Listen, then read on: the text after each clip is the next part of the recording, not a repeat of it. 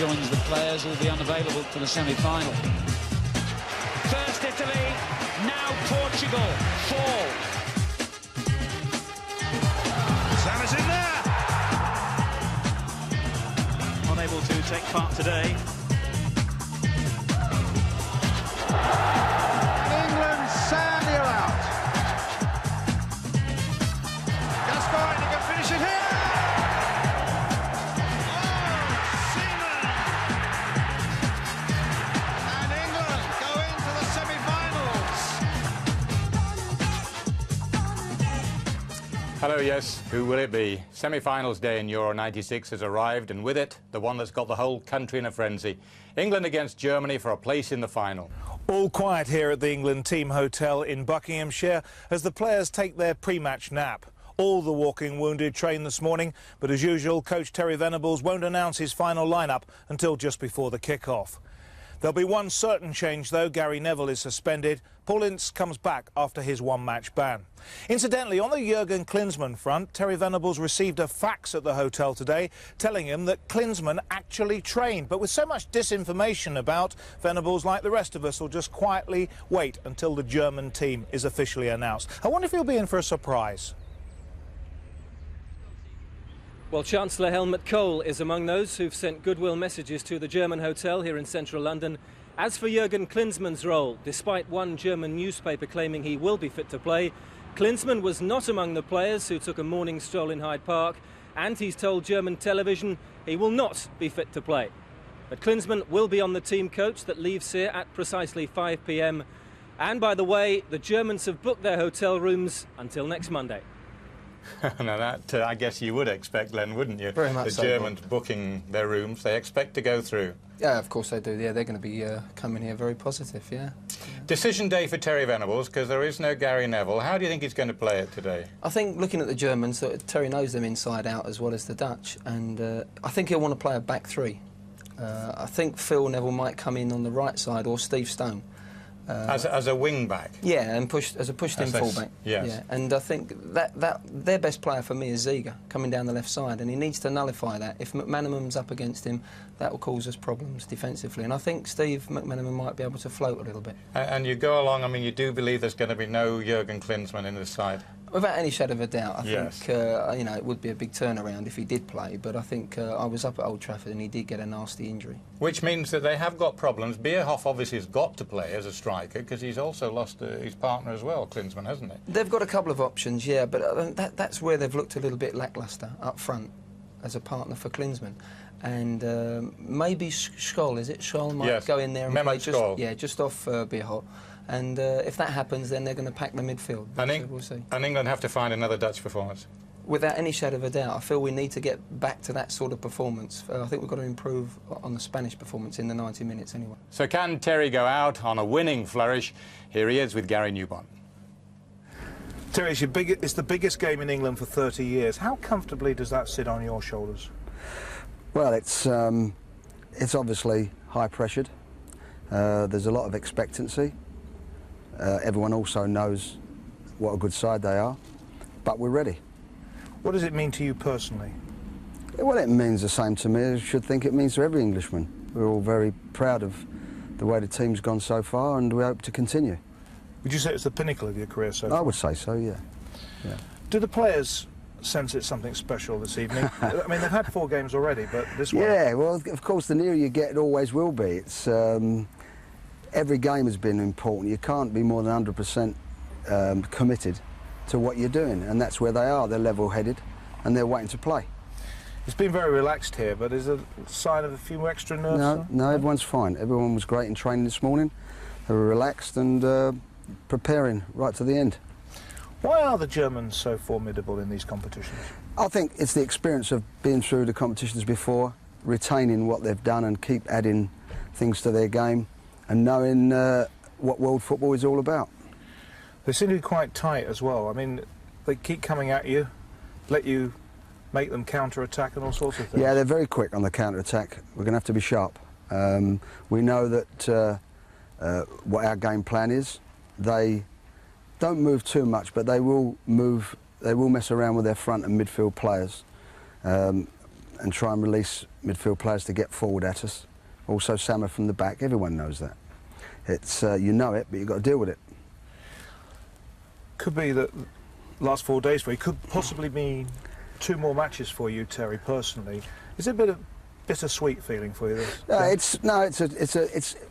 Yeah, I suppose you could say it's something I'm used to, so I'm growing with that idea all the time, but it's also a little sad, but that's the way it is.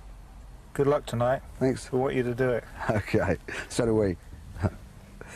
Terry talking to Gary Newbon this afternoon. I'm sure the whole country wishes him good luck when England take the field tonight. I know Glenn Hoddle does. Very relaxed, Glenn, wasn't he? Yeah, it's important that he's relaxed, because that will relax the players in such a big tournament. But everyone's come up to me and said, well, if England win the tournament, that's going to be a problem for me taking over. I can assure you, I've said at the beginning that success breeds success, and I'm 100% behind Terry and the players, contrary to what some people believe. And it can bode well for English football and the nation, but it can also bode well for me taking over, because if we do win the tournament, it's going to be a magnificent achievement, and I do believe we are good enough then to go on and do the World Cup. And that follows on from when we look back to '66, because probably the side that went to 1970, the Mexico World Cup, was a better side than won in '66. Very much so, Bob. Yeah, very much. And you know, if that result had gone differently against the Germans, I'm sure we'd have won that. It's really no surprise to find Germany in the final stages of a major competition. It seems like they're always there or thereabouts, but would you believe that England had never actually lost an international against the Germans until after the 1966 World Cup final? Since then, mind you, England have only beaten them twice in 13 meetings. Gabriel Clark has been investigating. There's been no quiet retreat for Germany. It seems they wanted a high-profile build-up. Just after the tabloids declared war, Bertie Vogts and his side were in behind enemy lines at a central London hotel, almost demanding attention.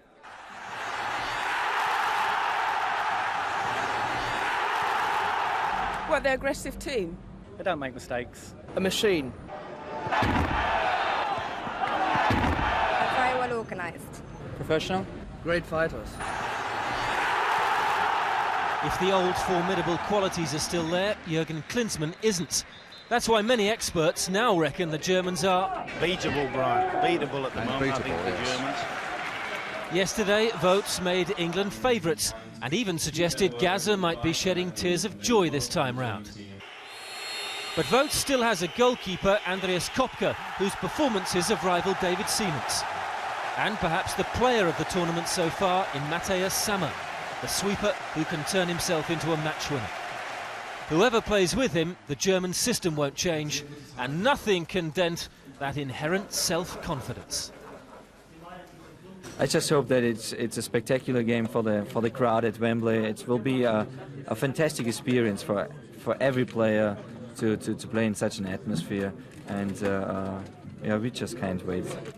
Well, we've just heard that the German teletext has just said there will definitely be no Klinsmann in the side tonight, Glenn, but have they got strength in depth to replace him? I don't think they have. I think we've been disappointed with any of the partners that Klinsmann's been playing with, and in the latter games, he's really only been the one that's looked like he's going to score. So I think it's a major bonus for us to have Klinsmann out tonight. So who are going to be the key men who really upset England? Obviously, it was mentioned there, Matthias Sammer. He scored 2 goals from the back. He's had a couple of good games. Yeah, Sammer's coming through from the back and looking very dangerous. And what's impressed me is the fact that when he is spare, he gets found. Sometimes you can be spare as a sweeper and the other players are not aware, but they seem to pick him out at the vital times, and he actually has come in and influenced the game tremendously well.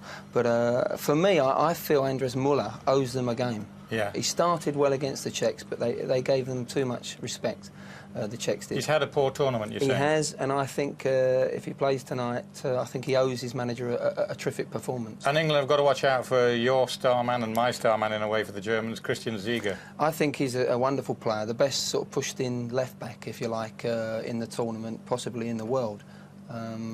If we play with a 4 across and Steve McManaman has to track him back, I think he could cause us some problems, but I think Terry will go with the back 3.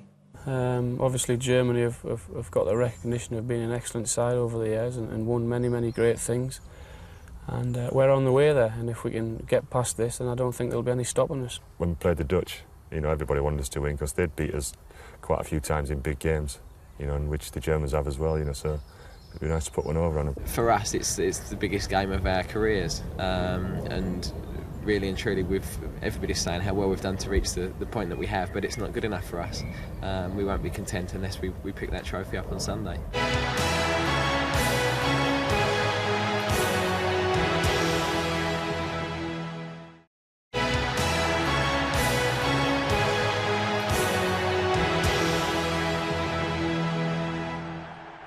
Welcome back to Wembley. England versus Germany for the right to meet the Czech Republic in Sunday's final. If you didn't know, the Czechs penalty shootout winners against France at Old Trafford. Hello, yes, a titanic struggle in prospect tonight. Let's first of all bring you up to date with the team news. Definitely no Jurgen Klinsmann in the German side, but a couple of minor surprises, John. Yeah, he's obviously no Klinsmann, but he's left out Hassler, and he's playing Stefan Kuntz up front with Mehmet Scholl. But apart from Hassler, there are no other real major surprises. Jack, England? I'm surprised at the fact that he's only playing 3 at the back. I mean, he's left Neville out. We thought he may bring him in. I'm a bit worried how McManaman is going to cope down whichever side of the field with You the didn't pace. expect Platt to be in, Jack? No, I didn't expect Platt to be in, but he's obviously wants to push Gascoigne a bit further forward. It's a very positive team he's picked. But I hope the Germans play on the break, you know. OK, well, it's a marvellous occasion, and Brian Moore and Kevin Keegan, a truly thrilling atmosphere, isn't it? Well, it's a wonderful atmosphere, Bob. We knew about that. Everybody at home, though, will be wondering, are England going to do it tonight? Let me ask Kevin that. Well, I think the biggest boost for England was when Klinsmann didn't make it, although it's sad for the game. And the other thing, Brian, is what's happening at Wembley now is something you expect in a cup final. And that is going to be the difference tonight, and that's going to swing it in our favour. England to win. I've changed my mind. Germany were my favourites. I'm now going for England. Bob, it's all yours. We wait for the two teams to emerge out of that famous but nervy tunnel. This the latest chapter in an enduring football story of two proud nations. Now, Jack, this must bring back all sorts of memories for you. The noise is the same, probably more now. I mean, although you've got a smaller audience, it really, with this roof they've put round in it, the sound tends to stay all in the middle. I mean, I remember walking out and it's very quiet, and then you suddenly hit the atmosphere and you have a look around, see where your parents are, see where your friends are, and then you walk across, you look at the stage behind the goals, and it normally up here at this end, it gives a piece on the board and it says England 0, Germany 0. And you think, I wonder what that'll be at the end of the game. Yeah. And John, for you, in all your experiences, I mean, this noise here now, does this surpass anything you've experienced? Definitely, this is like a cup final, as Jack said. You know, you probably get this in a club situation, but you know, the atmosphere, I'm going to go out and save it at the moment, because in the studio we can't really hear what it's like. But Glenn Hoddle said you have to go out there and listen to it when the game actually starts. But it's amazing, and I think England will do well tonight. I know what you two want to happen tonight, but I'm going to have to put you on the spot about it as the teams start to come up the tunnel. John, first of all. Well, I went for France-England final, and one of my finals have gone out, so I'm definitely going to go with England tonight. And Jack? Well, I went for England to Germany final, which I couldn't have because of this game. So I'm going to have somebody in the final anyway. But I hope desperately that England win. It's going to be difficult because the Germans are a very good side even without Klinsmann. Well, we're going to know very shortly now. It's time to join the #1 commentary team of Euro 96, Brian Moore and Kevin Keegan. As the teams emerge on a mild evening here at Wembley, filled with noise and with high emotion, we await, like Sir Bobby Charlton, Wembley's biggest football occasion in 30 years. Jack remembers that, Bobby remembers that. They were such a big part of it 30 years ago. And who knows, the glorious bandwagon might just roll on to an even bigger one on Sunday evening. So first, as we all know, there's plenty of serious work to be done for England against Germany. Coming towards the singing of the national anthems, which has been so much a feature of these games here at Wembley in Euro 96, and the waving of the flag of St George as well. The national anthem's been sung tonight, the national anthem by Paul Young, and Germany's by Anna Maria Kaufmann, who's one of Germany's most versatile classical singers. Such a buoyant, brilliant atmosphere here. But first, the anthems. Please stand for the national anthems.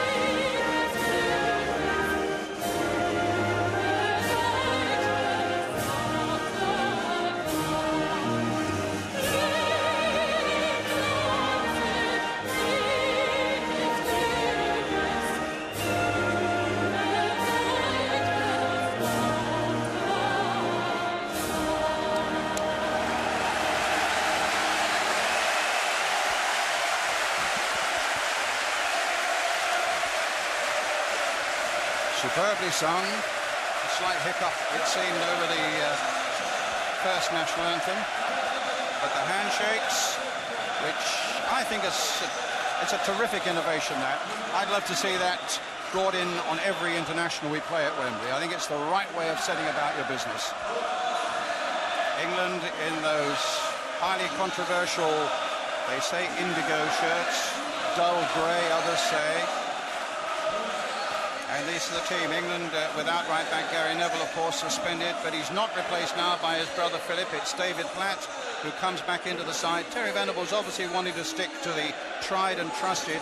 What it probably means is that England will play with a back three, McManaman and Anderton down the flanks, with a solid midfield of three as well. Platt, Gascoigne and Ince, and Shearer and Sheringham hopefully will do the damage up front. Germany, of course, for so long the clear favourites for this championship. Now, as you can see, their most dangerous match winner, Jürgen Klinsmann, is out. There had been rumours that he might reappear, but they've been unfounded, and his fellow striker, Freddy Bobic, is also out injured. So the Germans will probably play with Kunz up front, possibly supported by Freund or Scholl, and a strong midfield where young Scholl again keeps out Thomas Hessler. But watch out for Sammer at the back, and particularly his devastating runs forward, and for Ziege, who makes terrific runs down the left. Our referee today is Sándor Púl, a 41-year-old. He's a Hungarian who was also in charge of the World Cup final in America in 1994. The rest of the squads, as you know by now, are the substitutes. The managers could pick any three to come on during the night. And the Germans going into a huddle. We're looking at Sándor Púl here. It's a part of the German preparation. They go into a big huddle, a last-minute huddle, where they say a few private words to each other. Important that, Kevin, does that impress you? Yes, they're very much together. They'll need to be tonight. They're in a cauldron here. There's young man Gary Neville, who is suspended for this one, sadly missing out. But if England get through, no doubt he'll be fighting for his place again in a final on Sunday. It's Germany in white shirts, black shorts. They won the toss to wear their national colour. England had to switch to the grey. So here we go. And this is Sammer on the ball straight away.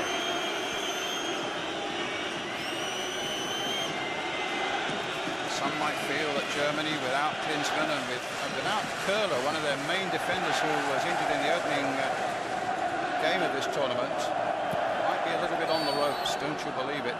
Their spirit as a football side is unquenchable. There's David Platt, Darren Anderton, thrown to Germany. And in goes Stuart Pearce, banging it forward. Shearer battling away with Thomas Helmer.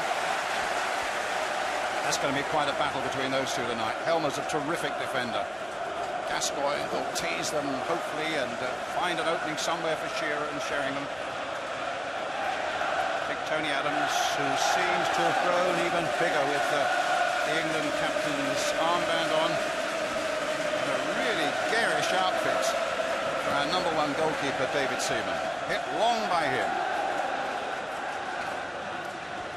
Freund knocking the ball forward towards Muller, who's in a very advanced position. Maybe they're going to play Muller to go forward. But in the meantime, it's McManaman. Gascoigne had made himself available, but McManaman is obviously in the right frame of mind to take it on himself. An early cross in there from Stuart Pearce, banged away out, only as far as Paul Ince. Ince with the volley, fisted away by Kupka. That was a terrific strike by Paul Ince. Well, a very positive start from England, but this is a straight shot. He's never going to beat the keeper, but he takes no chances here. And in the true German fashion of goalkeeping, punches it to safety.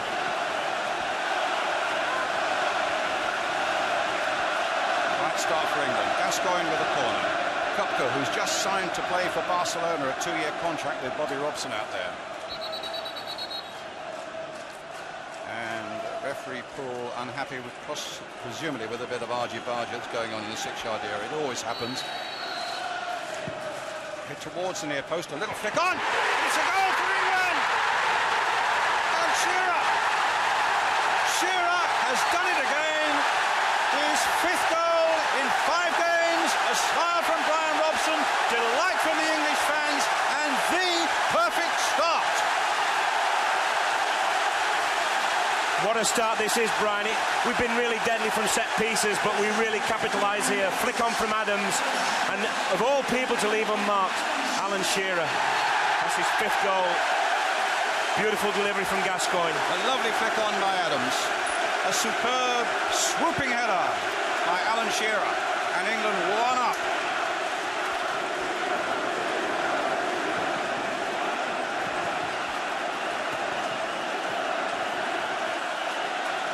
Well, we couldn't have hoped for anything better than that, could we? We really couldn't, and, you know, really payment in full for Terry Venables' positive attitude here. Could have gone in with young Philip Neville, probably thought the game might be a little bit big for a 19-year-old. And we've got a very quick and early reward against an excellent German side. Great goal for him. A beautifully delivered corner. A super flick on there by England's captain. And the sight all England fans wanted to see, the ball billowing the back of the German net. And problems now for Bertie Vogts, the German manager. Well, it's the worst possible start for a manager. I've been there myself. All your plans, and now you think we never expect to be 1-0 down after a couple of minutes. And the first set piece as well, that would be very worrying for him. Got it back by Gareth Southgate.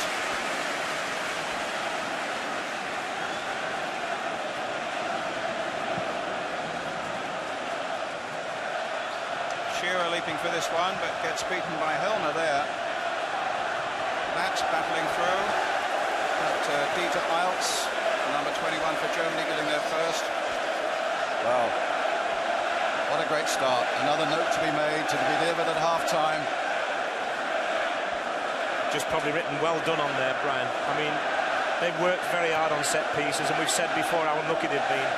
Well, it really paid off from there. In goes Gascoigne.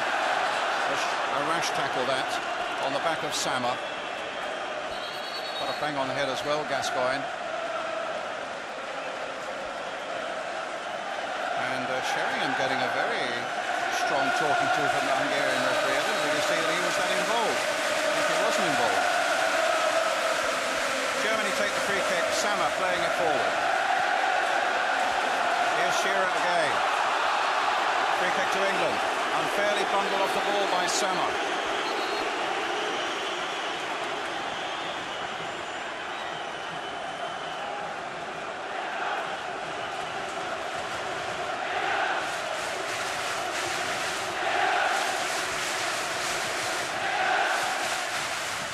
Adams. Up towards Shearer again. Won the ball. Gascoigne. Germans in a bit of a tizzy at the moment, and Gascoigne is not helping them. But that's a goal kick. Well, it's a wondrous scene here at Wembley, and a fantastic noise from inside.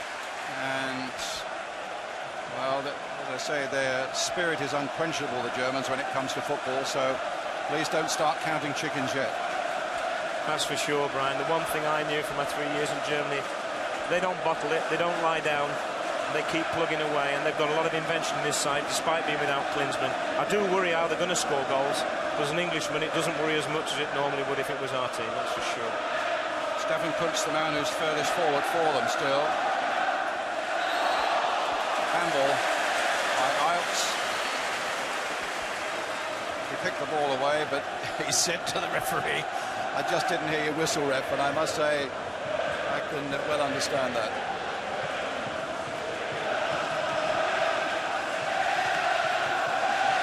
Can England build on this wonderful start? Adams with a free kick. Floated towards Platt, who's got in behind them. Great run there from Platt, Brian. It was just asking a little bit much of him so early in the game. But I think a lot of people, myself included, were surprised that he picked Platt. But the one thing for sure, he's got a lot of experience, and probably that's what just edged his selection.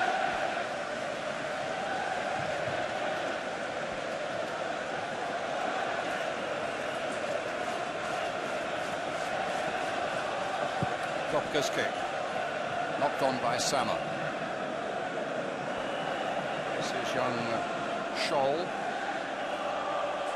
Wide to the far side. We'll need to watch the runs of Ziga, who took the ball there. Now Sammer again. Nice little chip ball there to Babel. Comes waiting in the middle. Andy Muller's made a little break down the line for him. This is Reuter. Oh, Gascoigne, no nonsense about that challenge. Yeah, he's really wound up for this one, and some people say, just steady down, Gazza, you know, don't do anything silly. But you've got to give it to him. In this tournament, every game he's worked hard and he's committed himself to the cause. Freund with a throw. Muller trying to get in there. And in the end, it's through safely to David Seaman. That's some outfit he's wearing as well, isn't it? I don't think anyone will go near him from corners in that outfit, Moro. You can't possibly say you didn't see the goalkeeper anymore. That's the one excuse the defenders won't be able to make. Goes Shearer, but didn't get to it. Iltz let it run. Sheringham almost got in behind. Out came Andreas Kupka. Sammer.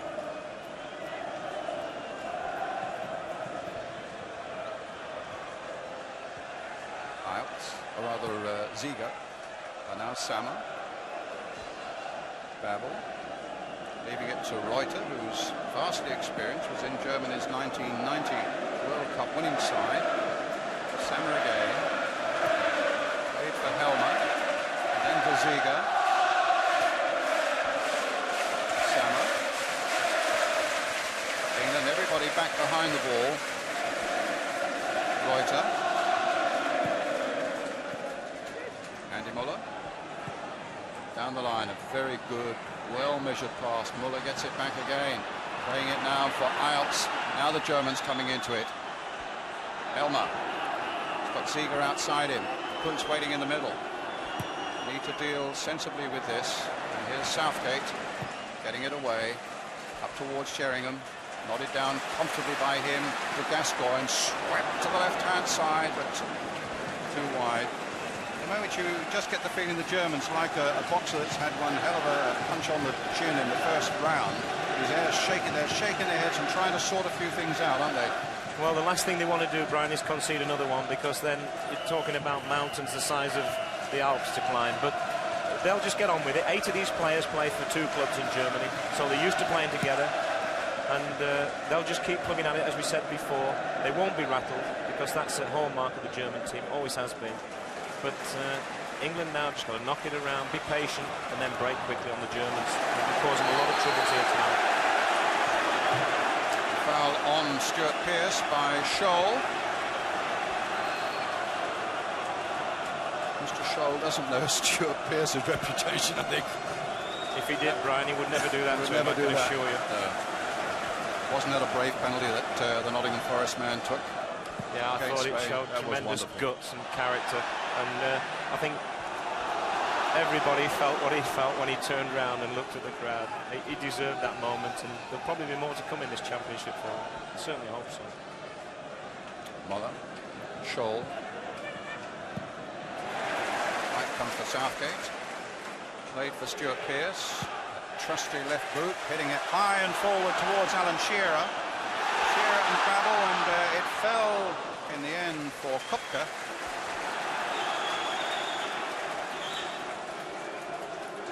What's noticeable, Brian, is that Alan Shearer's got such a reputation now, not just the 5 goals, but the fact that he's so strong. He's employing 3 of them at the back, and that's why we're able to get some joy just behind with Teddy Sheringham, and hopefully Gascoigne later on when he gets further forward. Free kick for Germany. Foul on Dieter Eitz.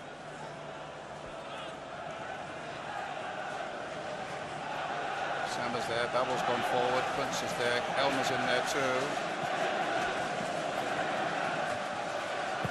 Scholl, that's a good-looking cross.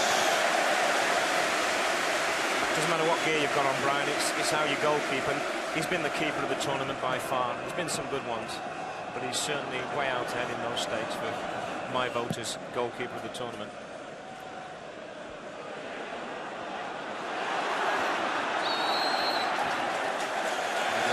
Taking on that point, it's not the gear, it's what's inside them. I think that's what Terry Venables was saying about this strip that we're wearing tonight that nobody seems to like much. He says, no, just don't worry about that. It's the blokes inside them that really count. But, never judge a book by its cover. It wouldn't be my first choice kit, but it wasn't theirs, to be fair. They lost the toss. As long as that's the only thing we lose, we'll be all right, Brian. Shearer backing in on Helmer. When you think Alan Shearer came here, hadn't scored for something like 2 years, 12 internationals, 5 in 5 now.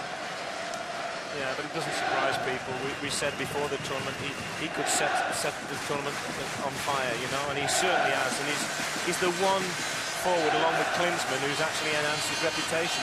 The rest of them have been a pretty mediocre bunch, to be fair. Defenders have done well, but forwards who've done well have been few and far between. Ayats again, long-standing defending midfield player with Werder Bremen, hit long by Babel. Who's gone up there? Sam has gone up there. That's always a problem. He went up a couple of times with great effect against Croatia, did the German number 6 last weekend in the quarter-final. Scored one and got a penalty for Germany with the other assault. There's McManaman. Gascoigne. Actually, Kupka could have picked that up. That would never have been construed as a back pass. That's true, Brian, but so many goalkeepers just not prepared to take the risk because some strange decisions have been given in this tournament so far. Ince looks full of running tonight. Anderton, middle 4 for Ince, laying it on again towards Shearer.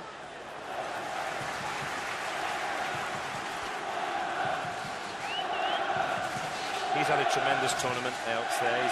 He's been the unsung hero of the German side. He works back. Whenever Sammer goes forward, he works back. He's happy in all departments of the field. But he's an unsung hero. He doesn't really catch the eye that much, except maybe to the real professionals. Anderton there to do some defensive work. Since that glorious summer day here in 1966, England have won only 2 of 13 matches against the Germans, so they had very much the evil eye on us.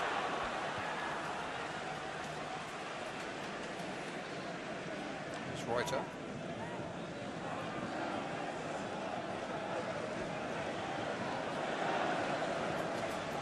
They did well. Helmer's up there, Muller's in there. But he's surrounded by grey shirts, but he's found Helmer again. The cross is in there. Kuntz! It's 1-1.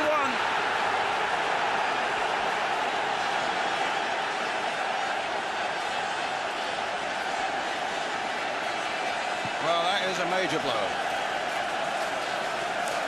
Not for that man, it isn't. No reaction from Bertie Votes. What about that, Kevin? This is a clever goal. Muller does ever so well. He finds Elmer, who's really a centre-back. And this, he just catches Stuart Pearce sleeping there, just Kuntz, but he's first to react. But it's a super work goal. There's an appeal for offside there from Southgate, but I don't think he is. And he whips it in early. And watch, Kuntz is alive. And a good finish with his weaker foot, the right foot. Meantime, McManaman's made a run while you're looking at that. He thought there was a handball as well, but there's not, and it's Scholl now for Germany. Adams. Sheringham. As I was saying, don't count your chickens, but it'll be a wonderful game to win. It'll be a wonderful game to watch as well, Brian, because we've got the perfect start. 2 teams that have got respect for each other, but no fear, and with a lot of ability out there. And we've seen some disappointing games in this tournament. I don't think this is going to be one of them. Sheringham knocking it wide. Played in towards Anderton. Ince going in again.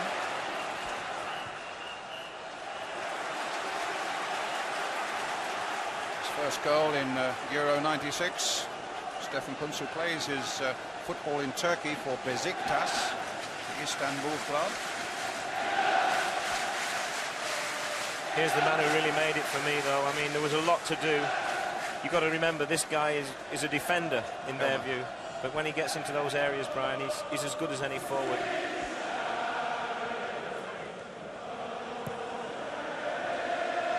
Kopka's ball. Jürgen Klinsmann, with his calf injury, had a long conversation. I saw him on the pitch before the game. A long conversation with Teddy Sheringham and Sol Campbell and Nicky Barmby, of course, who was a Tottenham player with him. Tottenham Association. Here's the goal again, Brian, from the reverse angle, and it's a super ball in, very difficult to defend. And it really was made out of nothing, just by one quick piece of thinking by Elmer for me, and a good little ball from Muller to start it off. I tell you what, looking at it again, it was very reminiscent of the goal that Germany scored in the last minute of the '66 World Cup that forced it into extra time when Weber scored with the ball. Jack Charlton would remember that, I'm sure. Big Jack slid across that same area, and Weber coming in that same goal. And Jack probably won't remember that, Brian. I wasn't born, so I can't back you up on that one. Now McManaman. Sheringham. Come on, this is much better here by England. Gascoigne going in. Free kick to Germany. Not taken from the right spot. I'm glad you said about players with a lot of respect for each other. And honestly, in the crowd here at Wembley, the crowd with a lot of respect for each other, both English and German, and all the xenophobia that we've had over. I've had people ringing me up and talking to me here saying, hey, we don't feel that way. You know, we've enjoyed it. We've enjoyed the competition, but it's been in the right sporting spirit. And it certainly has, please make that clear to everybody. Yeah, and I think most people understand that. And what sometimes I say is that one man writing for 5 million people to read is dangerous sometimes. And we've had some bad journalism over this, but the respect out there between, as you say, the fans, and that's very important, absolutely, is excellent. The atmosphere outside was of just playful banter and good humour. Muller, who's playing well forward tonight, isn't he, Andreas Muller? Yeah, he'll play where he thinks he can do most damage. And, I mean, he's one of these gifted players who is, if he's deep, he can play there. But he's much better in the position he's playing here tonight. And he's been allowed to do that by the system the Germans are playing. Up goes Sheringham. This is Stefan Reuter. Mehmet Scholl, son of Turkish parents. Reuter. 8 of the German squad are on yellow cards. 7 who are likely to take part probably at some point, plus Klinsmann who won't because of his injury. 4 English players out there at the moment on yellows. Oh, good challenge by Gascoigne. Took the ball neatly, but I'm not sure Platt did there. Sammer went down, a free kick to the Germans. Should just remind you that Adams and Southgate, Shearer and Sheringham are the 4 English players on yellow cards, and don't need me to tell you that they get another yellow card tonight, and wearing them to go through to the final, they will miss it. Adams and Southgate, Shearer and Sheringham. So if you see a rash tackle and a referee advancing towards them, hold your breath. Southgate getting that away, but into the crowd for a throw to Germany. Even if you don't see a rash tackle, Brian, hold your breath, because in this tournament more than any I can ever remember, there's been some real bad yellow cards. There's been some deserved one, that's for sure. So don't tackle. That's the only answer to not getting yellow cards, I think. The Guardian wrote about it this week. They said the refereeing's been a mixture of the irrational and the atrocious. Here's Gascoigne. But I think we've got a good referee here tonight. Sheringham. Hamilton made a terrific break. Sheringham looked up and I think spotted him, but did nothing about him, and Anderton turned around in great disappointment. Germans looking very comfortable at the moment. Yeah, they've weathered the storm of, you know, the goals got them back in it. They won't change that. They'll be patient, and then they'll break quickly when it's on to break quickly. I'm interested to see how Ziege and Anderton cope with each other. You know, I mean, if Ziege ends up winning that battle, that could be very influential on this game. This is Iltz. Now Muller, who seems to be everywhere. Sammer. He is everywhere. Reuter. Sammer. Little chip by him over Stuart Pearce, hoping that Kuntz would get there, but it's a throw to Germany.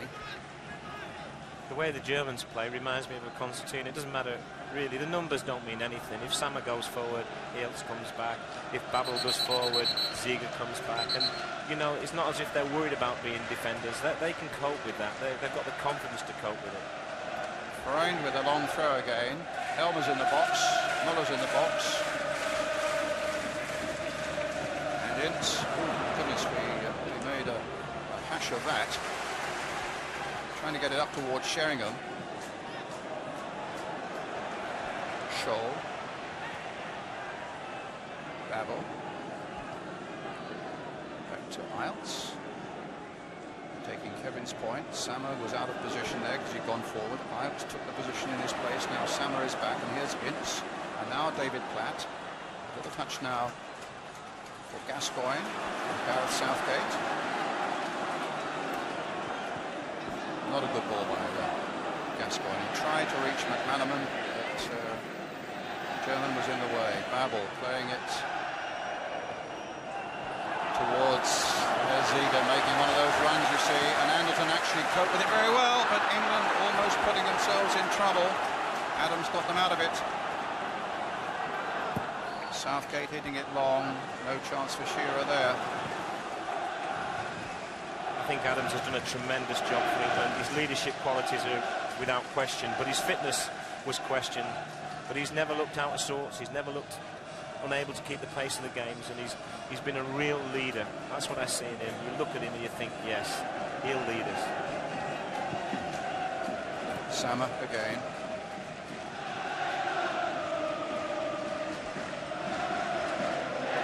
Babel to Helmer.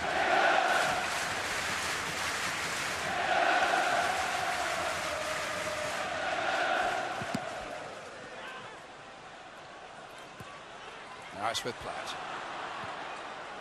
That's a better ball. Anderton now. Sheringham's waiting in the middle. Shearer's in the middle too. Shearer's come for it. Over the top. Okay.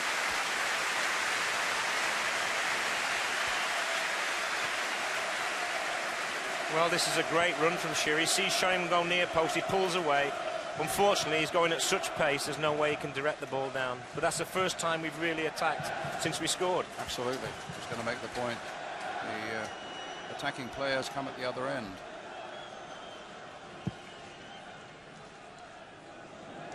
Ooh. Adams and Ince colliding there, but the desired effect was okay. It put it to Sheringham. Gascoigne, nice turn, but not quite good enough. In goes Pearce with the longest back pass of the night. No nonsense about it. And back with David Seaman.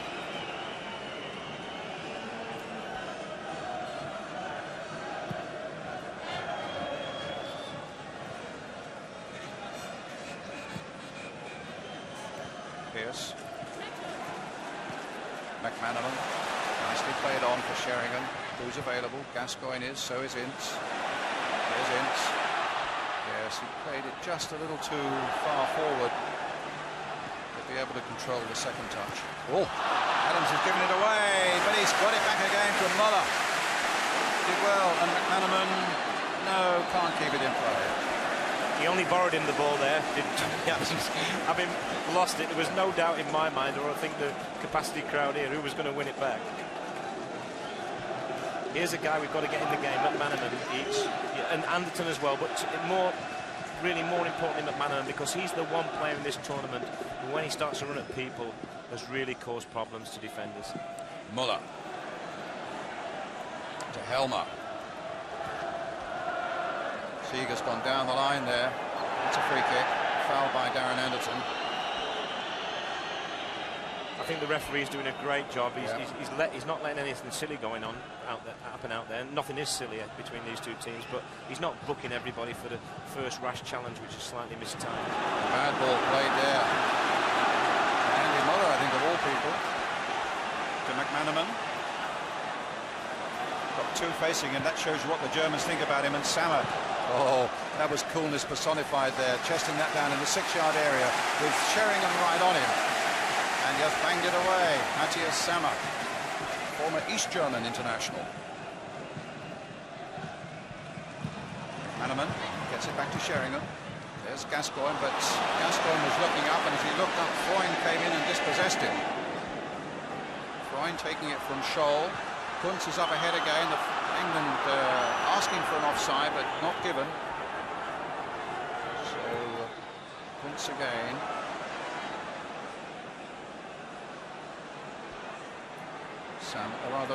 Scholl. And easy in the end for David Seaman.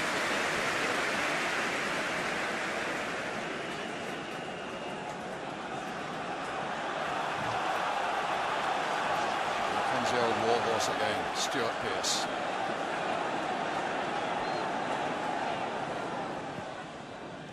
Into Shearer. Finds McManaman. Back to Pearce again. Shearer. Ince. Shearer again, going very deep. He thought about a ball out to the right, decided to play it inside instead. Wasn't quite there to get the return. Southgate got in quickly. Shearer knocked it down. This is better by England. Played wide for Sheringham on the far side. Plenty of grey shirts in the box now for England. Back to Adams. And again. It goes again to Sheringham. And Adams again. I think Sheringham's playing 10 passes a goal. We started on the edge of our box there. We've ended up almost back on the edge of our own box. But they've kept possession, and their patient play is paying off. Except there was a good diving header there by Sammer. And now Reuter. But Ince is there to collect for England. Up comes Platt. There's Anderton. Who's available? It's Southgate. Played down the line. Shearer, will he get there before the byline? The cross is a good one. And in the end, it's Babel who knocks it away for Germany. But that was a good break again by England. 1-1 the score here. Shearer for England, Kuntz for Germany. Platt. Anderton, the flag has stayed down. England get a corner off Peter Arts.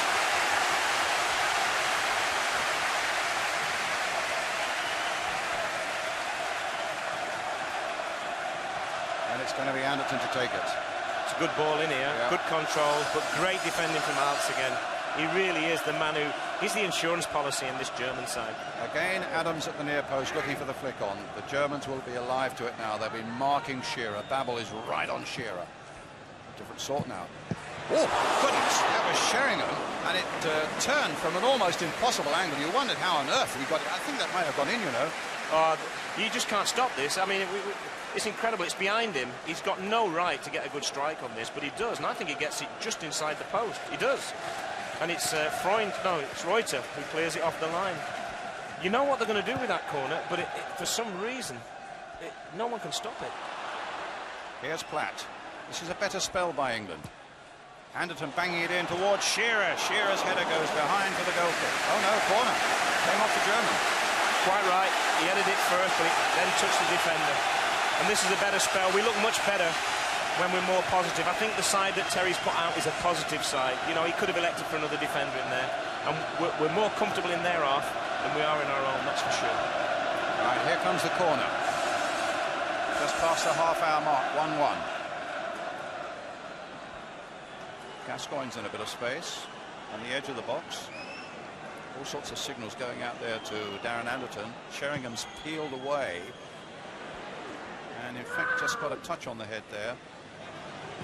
Moller. Charged down by Ince. Oh, that was a foul by Ince. Ince claims it was a dive.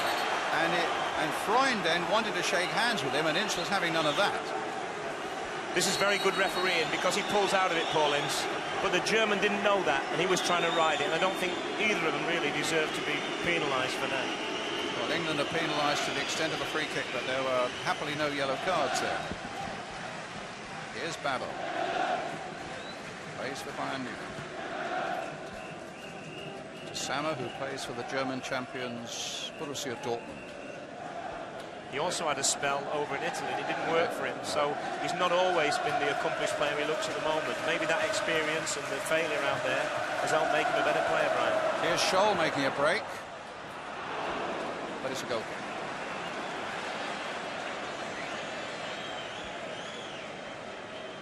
Keeping Thomas Hessler out of the side. This is what's lovely about. Oh, isn't it great? You know, I feel, you know, they said football's coming home, but it's gone back to the supporters in this tournament. We're not used to seeing Wembley full anymore, and it's started again, and it's going to bring so many kids wanting to come here. It's been a great advert for the game, the England performance in particular against Holland. Free kick to Germany.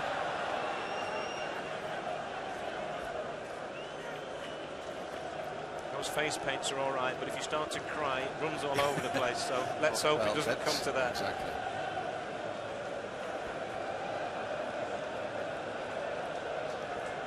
It's Thomas Helmer, another Bayern Munich player. Juddering challenge on Iltz from behind by Platt. Up goes Adams for this one against Andy Muller. Finds Gascoigne. Gascoigne tries to look for Pearce, but can't find him. It's a throw to the Germans. Say Freund hurls some quite good long throws in, but he thought about taking it. But it's Mehmet Scholl. Muller. And now Gascoigne. Shearer. Nobody up there with him. No foul.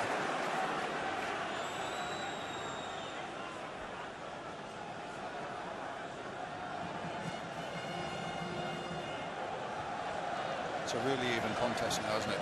It is. The score's right at 1-1. We started off very brightly, but then the Germans got the composure back and got the goal. And since then, I would say they've had slightly more of the possession, but they've never really looked like hurting us. David Seaman really hasn't been troubled. But then in the other half of the field, we haven't really created anything either. We've really got to get Gascoigne further forward, I feel. He's playing very deep. Sama. Here's Gascoigne again. Ince just squirted away from him, but he manages to find Pearce. But that's a nothing ball really by Stuart Pearce. What has been notable in this first 35 minutes, we haven't really been able to get the ball out to McManaman or Anderton. I think that's the key when you play with, like we are, three at the back. Anderton's almost playing right back, which he'll be the first to tell you he'd prefer not to have to do. I think that's because they are so worried about Ziege, isn't it? Oh yeah, if he stops Ziege, I think he'll have done a great job. And it sounds daft, he's a winger and Ziege's a fullback, but he's so important to the Germans. Sammer finds Reuter. And now Kuntz, long-range shot. It's a goal kick. When you look at the German bench, I've played many, many times against this man, Bertie Vogts, and he used to try and change shirts during the match. I used to have to say to him, Bertie, you know... He did mark a bit tight, didn't he? Yeah, he did. And next to him, it didn't show in that caption, is Rainer Bonhoff. Yes. Now, with that, those sort of people, geeing the players up beforehand, they were two fantastic players, gutsy players. Paul Gascoigne in the crowd as well.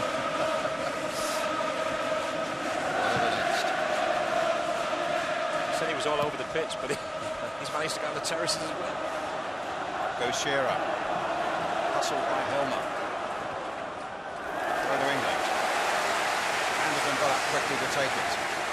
Gascoigne in there as well. A little run to the touchline. Gets possession. Finds Shearer. But away come Germany again. And it's Ziege, the danger man. And he's got Kuntz inside him. And he's got Muller alongside him as well. Suddenly England, and Sheringham quite wisely, that was a clever piece of play, kept hold. He realised that Shearer was standing in an offside position, couldn't make his forward run or his forward pass. Here's Stuart Pearce. England's turn to come forward. Ricocheted off the defender. Said to Kupka, you better get it. A foul by Shearer. Down goes Kupka. And Shearer said, come on, get up. You're all right. I think if I was a goalkeeper, I wouldn't let anybody know I've hurt me like that. I mean, it was nothing. I mean, he's just saying I went for the ball, and he did, and possibly it was a foul, might have been an elbow up, but look, Remember in the old days, Mauro? My dad used to tell me he could bundle the goalkeepers over the line.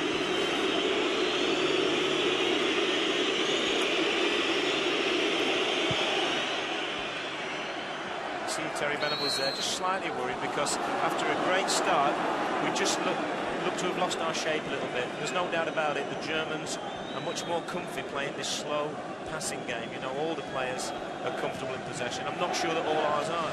We're trying to play that way, and that's great credit to them, but they're past masters at this.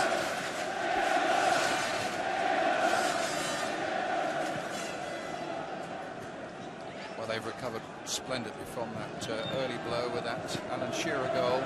Gascoigne trying to quicken things up there. Play on, good decision, referee. Reuter went down as though he was poleaxed, but you'll not be surprised to know that he's straight up and on his feet again.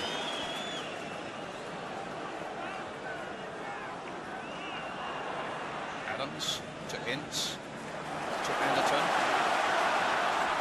He's terrified of coming forward because of what Ziege might do to him. Ince playing it wide for Gascoigne. Now McManaman.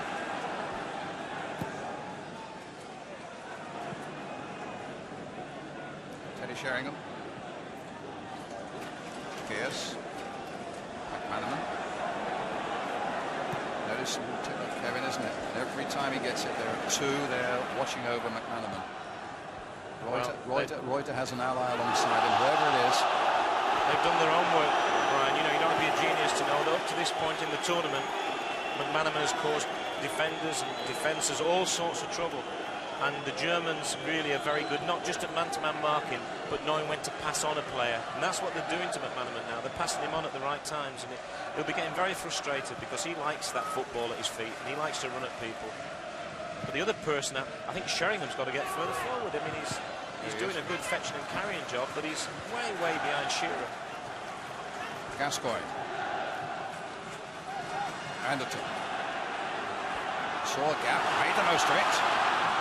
Shearer supporting him. And the cross came in, straight to Kopka from Teddy Sheringham. Shearer made that run outside there, but the pass went wider still to Teddy Sheringham. Pearce went flying in there on Reuter, and the Germans are very unhappy with the way Pearce went for that one. He's not on a yellow card, Stuart Pearce, but I fancy he might be. Pearce is saying, no, it wasn't that bad. But the Germans are incensed in the way that Stuart Pearce came roaring in there. Actually, when you look at it there, his eye was firmly on the ball. There's no yellow card. I think, again, it's good refereeing. His eye was on the ball. It's certainly a foul, there's no doubt about it. And Reuter's got a bit of a knock on his head. But once this referee gives a yellow card, Brian, he's got to give everybody a yellow card. And that's the mistake too many referees have made so far. Now, he'll give one eventually if there's a bad tackle. But up to now, I think he's done a marvellous job. Here's Sammer. Played once again for Reuter, who's fully recovered now. Scholl with a long, long cross. Ziege's on the far side. That's his header.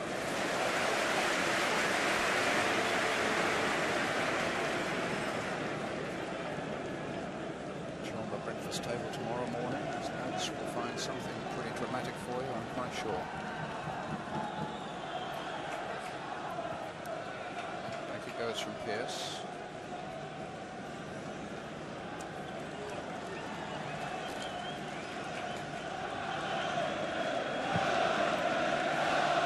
England, say the crowd. Anderton. No, a free kick has been given to Germany. The crowd are going to be very, very important here. We're not having a good spell. We haven't really had a good spell since we scored after this, what was it, the second 2.5 minutes, whatever. But they're going to have to be the ones who lift the team. Because sometimes, like the players did, the players lifted the crowd against Holland. Now it's the crowd's turn to lift the players. Holland's making the run. Tony Adams said, no, out you come, David Seaman, that's going to be your ball. And it's rolled out now for Paulids to make a driving run through the midfield for England. Gascoigne picking it up very deep still, as Kevin was saying. Yeah, he's working very hard, isn't he, Brian? He'll be remembered in this first half for 3 or 4 crunching tackles. That's right. Anderton. Oh, he's done well, Darren Anderton. Now, do we need a good cross? Shearer's header! just wide. A great break for England. And Shearer majestic in the air, but what a good run by Darren Anderton.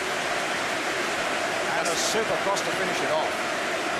That's the first time we've really seen Darren Anderton put in a quality cross. He's got in these positions, and this is a half a chance for people like Shearer. Gets a great strike on it and just cannot direct it inside the post. Look at the power he gets on this, Brian. And look at that, less than a foot wide. Foul on Gascoigne. Cheers from the crowd. Free kick to England. 2 minutes to go to the interval now.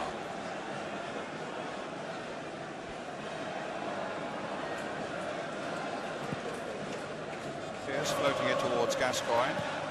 Reuter playing it in. Oh, Sammer's given a back pass there, which could have been dangerous. They claim handball. Ince with a challenge that was a very strong one. Fortunately for him and for the German, he took the ball. Ince again, really fired up. Reuter's header.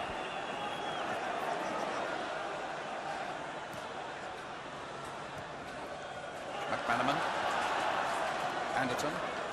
Back heel, but it didn't fall for McManaman. Here come Germany again. Kuntz on the far side, being hustled by David Platt. Babel leaving it now for Sammer.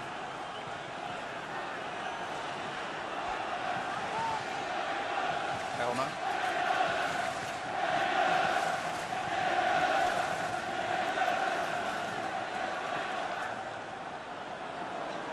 Scholl making a good break. This could be a problem. It was Adam who charged it down. And now it's McManaman. Shearer away on the far side. McManaman's continued the run. Will he keep it in play? No, he won't.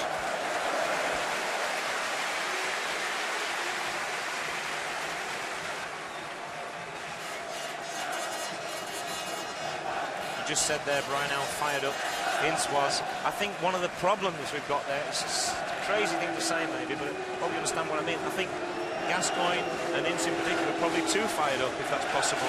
And they've got to just settle down a little bit like the German players in midfield, just start stroking the ball around a little bit more. I mean, there's nothing wrong with determination and hard work, but they need some finesse as well. And that part's been lacking in this first half. Good point. Anderton. Reuter. Ince again, Gascoigne, the two we were talking about. That wasn't the cleverest of balls to Anderton, and I think Adams was a little lucky to get away, not conceding a free kick there for his challenge on Kuntz. But here's McManaman again, played inside once more. Platt is furthest forward for England, but it was Iles who got it away. There was an elbow there by David Platt, and a free kick to Germany. Summing up the first half, Kevin? Well, absolute dream start. Terry Venables would have been delighted, I mean, to score after 2 minutes from a set piece. And I thought, yeah, go on now. We go and get another goal, and then we'll look forward to the Czech Republic. But the Germans just played their way back into the game like only they can. And I think they deserve to be level at half-time, there's no doubt about it. It's going to be a big second half coming up. Alan Shearer having scored for England, Kuntz having scored for Germany. 1-1 is the story so far at Wembley.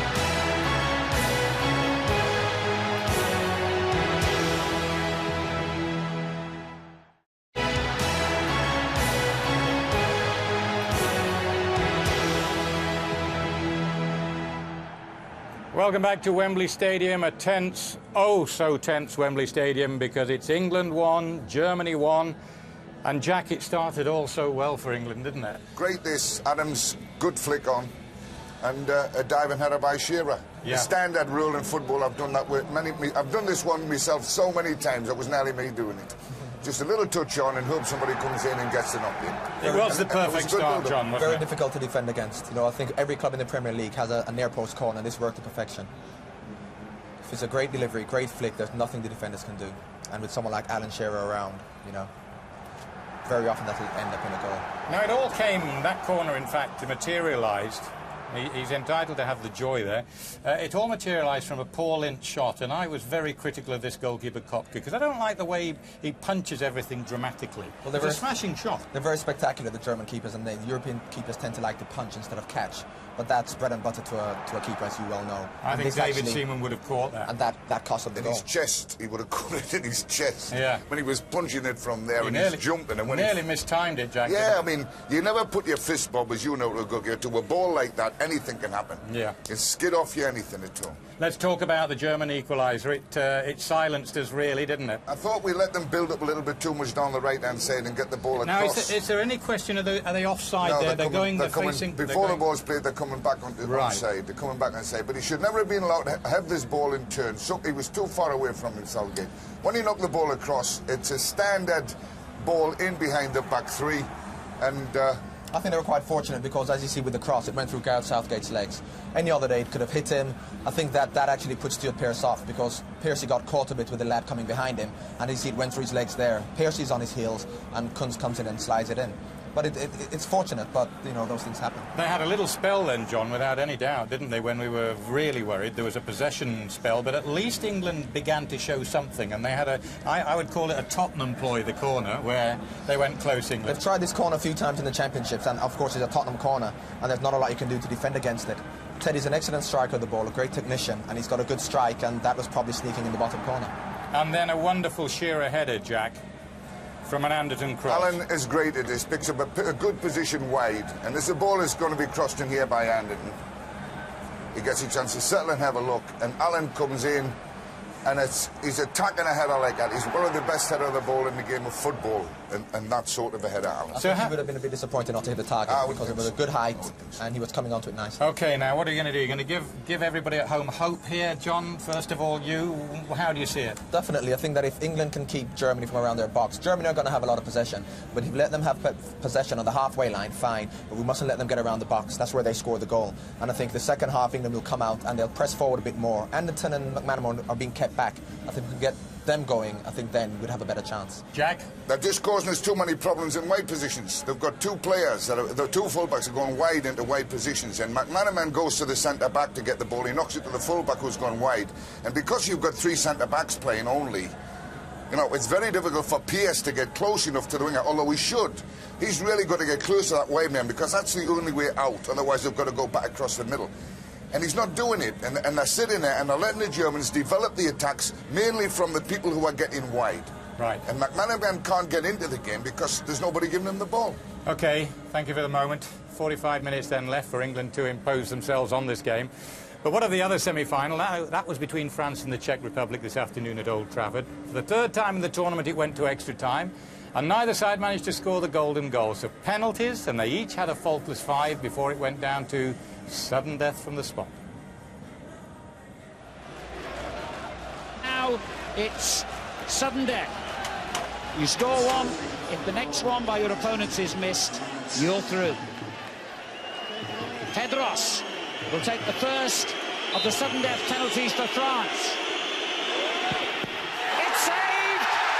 Copa has saved it!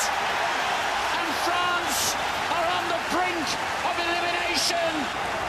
Miroslav Kadlec can give the Czech Republic a place in the final here if he scores from this penalty kick. They're there!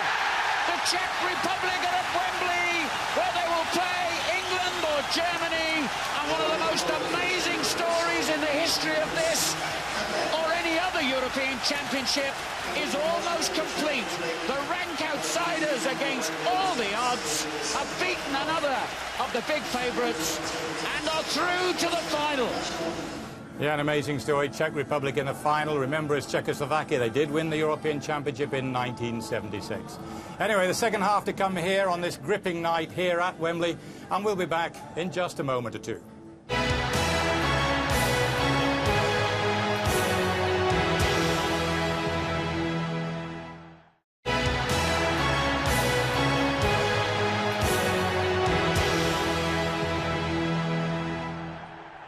Hello again. What a glorious sight, isn't it? Wembley Stadium, seen from our exclusive ITV blimp. It would be an even better side if England were winning, but it's 1-1 with the old foes, Germany. And Jack, you're just saying you think England need some more pace from midfield. I think someone's got to run from midfield. There's a tremendous amount of room in behind the German fullbacks, particularly on the left-hand side. When McManaman gets to the ball, they're bringing 2 players straight to him. Now, the ball McManaman wants to play is the one in behind the fullbacks for somebody running. But Shearer's flitting to the right, Sheringham is dropping off into midfield, and there's nobody, Gaza or anybody, is prepared to make that run. And you've got to get Sammer out of that middle. Yeah. And the only way you do it is to play the ball in behind people, and they've not done it at all. Well, that's concern from you, Jack. Now, John, the German build-up, they seem to be dictating the pace. That's what's concerning you particularly. I think we're playing at Germany's pace. Germany like to play at slow pace. I think we have to play the ball much quicker, because if McManaman can get the ball quicker with 1 against 1, he can take the defender on. Every time he's got the ball, he's had 2 people confronting him because we're taking such a long time to play the ball out. I think if we can play it quicker, we'll definitely get at them. Are we hopeful? Oh, definitely. Jack? Definitely. I'm losing a bit of hope unless you do something about it, because we've got to shift ourselves in midfield or we're going to get beaten this game. I don't like to hear that, Jack. Come on, I don't like to say it. Optimism we need here. So let's go back straight away. It's 1-1. Let's get back to Kevin and Brian. Thank you, Bob. Are you losing hope? No, I'm not. I think John Barnes' point is excellent. We're playing at their pace, and what we did against Holland, Brian, was we played at the English pace, but with the more European outlook on it, and it worked tremendously. And if we get back to that, we'll win this game. Well, it was never going to be easy. And it stands at 1-1 now as we go into the second half.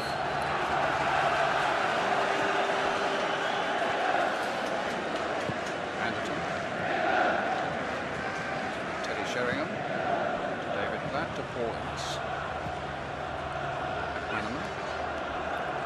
Shearer. Pierce. Steve McManaman's made a break. Definitely pulled back there. That's a free kick. And that could be a booking. It's a booking for Sammer, who's already got a yellow card.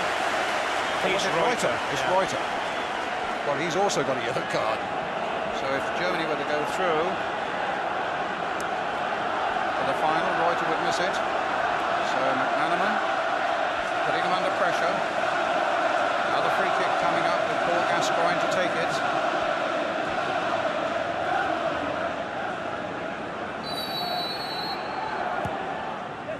Loaded in, knocked away by Helmer.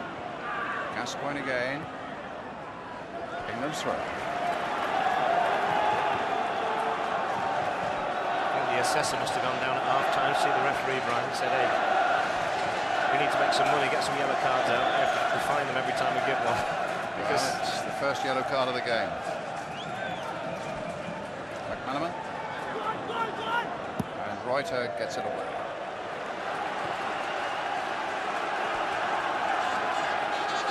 Another defensive problem for Bertie Vogts to solve if the Germans get through to the final here on Sunday against the Czech Republic. Czech Republic having beaten France on a penalty shootout at Old Trafford this afternoon, in case you just joined us. Goes Babel, wins it comfortably. Miles does such a good job as an anchor man just in front of the defence there. Freund, but they're getting in a bit of a muddle here, and Gascoigne won't help them. Pretty ferocious challenge there, I have to say, on Pierce, but the Nottingham Forest man's up and about his business. The referee has waved play on, and here's Paul Ince. Gascoigne, Sheringham, Pierce to Adams.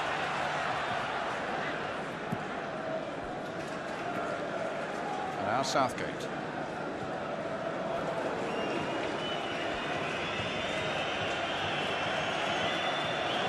Actually 13-8 favourites to win here tonight. Germany at 7-4.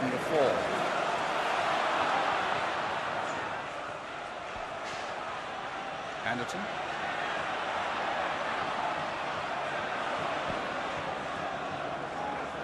Gascoigne. McManaman. Good challenge by Sammer. He set Germany going now.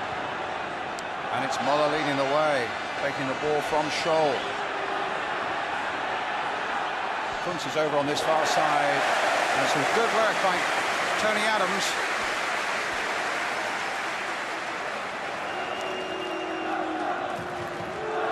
excellent defending this from Tony Adams. because you always worry a little bit when the big guys get dragged out into these left-back and right-back positions. But again, he showed there's nothing wrong with his fitness or his timing there with a great tackle on Muller. Germany's throw. Grind with it. Backward header towards Kunz, but Adams gets it away. Up to Shearer. Pierce banging it forward. Sheringham heavily outnumbered up there. Still Germany's throw.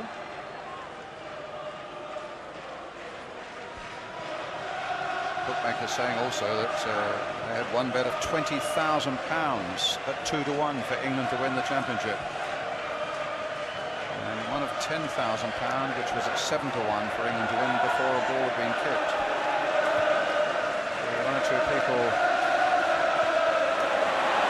wondering if they're going to earn a lot of money on this England performance here tonight, but here's Platt. McManaman. Gascoigne to Pierce. Gascoigne again. Anderton. Plenty of white shirts back defending, you would expect that. Gascoigne again. McManaman. Anderton. Gascoigne making a little break, looking for the killer ball. Pierce might get it wide, but she does to McManaman. Inside for Pierce again. The ball hit early, a real big looper. And Darren Anderton here to receive it. He's got support from Southgate. The ball again played in early, right across the German line. Muller's made a terrific break down this left-hand side. Scholl on the ball now, and then Reuter.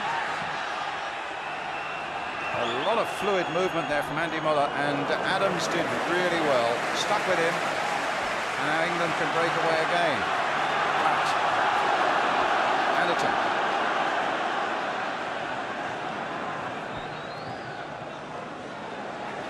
Ince. Sheringham. Ince.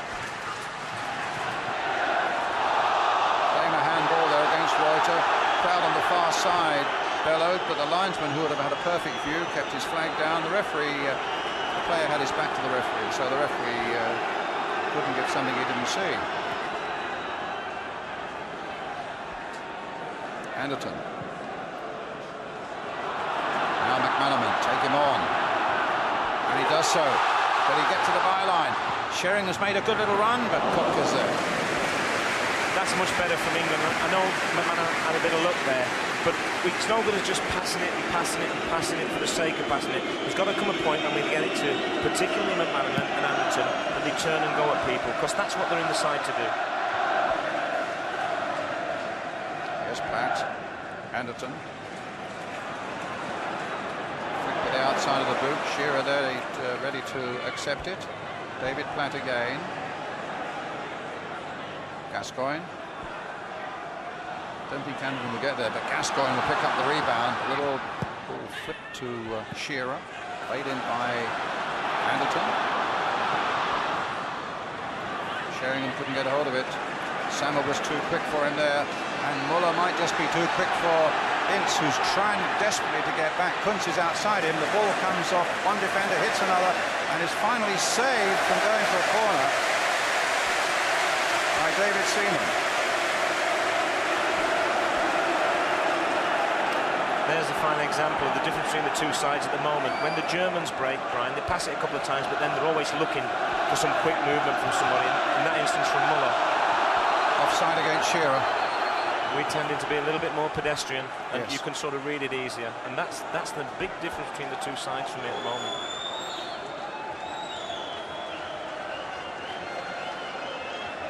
There's positive passing as opposed to the negative passing, really, isn't it? And the Germans showed that, and Andy Muller made a terrific break through the middle. Well, that's what he's best at. That's what he wants to do. He just bides his time. They pass it a couple of times, and then he's off on his bike. Here's Ziga. And now Sammer.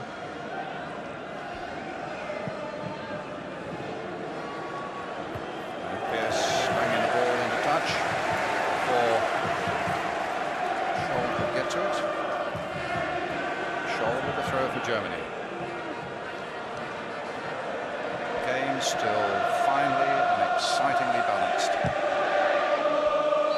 throw.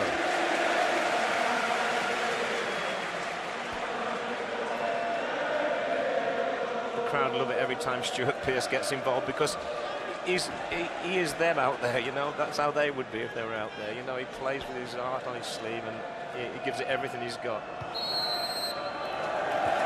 I played this testimonial at Nottingham, and I went past him, but then I realised he was signing an autograph for a young lad. Well, I've said before, he carries the burden of all his predecessors who have won something, either the World Cup or the European Championship. And under him, the Germans haven't exactly won anything of major consequence. And he'll be thinking in the back of his mind, although he won't admit it, if we get to the final, you know, whichever side gets to the final here tonight, the Czech Republic are a side they can both beat. You know, they'll be favourites, whichever team advances from this semi. Mind you, a few have made that mistake already in this championship, Kevin. Here's Ince. This is a good break. It opened up nicely for him. Now can England finish it off? Paul Ince's shot screams over Kopka's crossbar.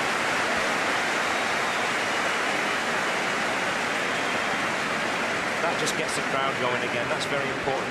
It doesn't always have to be a goal, a shot, a good tackle. This one's always settled a bit high, and he couldn't punch it away as he would probably have liked to.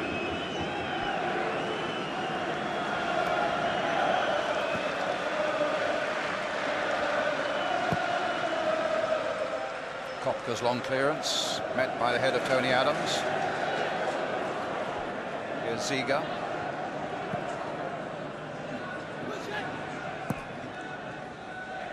Adams again. Miles. Sheringham trying to get in there and did just enough to force an error and find Steve McManaman.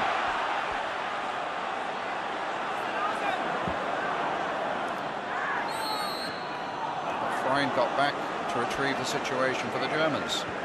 There we saw again them doubling up on Steve McManaman, and what he's got to learn to do there is take them into a corner and then play it back out and let someone else take advantage of the fact that he's dragged two men out of position.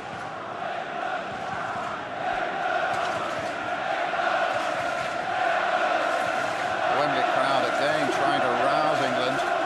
Certainly the men in grey are not lacking for encouragement here tonight. Elmer plays it long. Too long.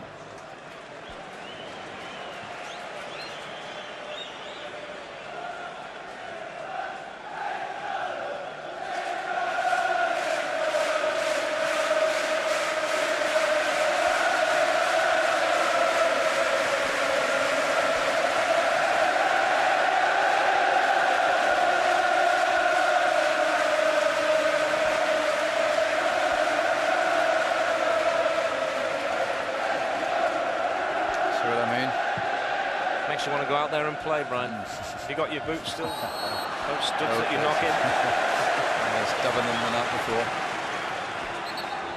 It's a foul by Babel, a free kick to England. Gascoigne with it. Purveyor of excellent free kicks. Sheringham's waiting. Platt also.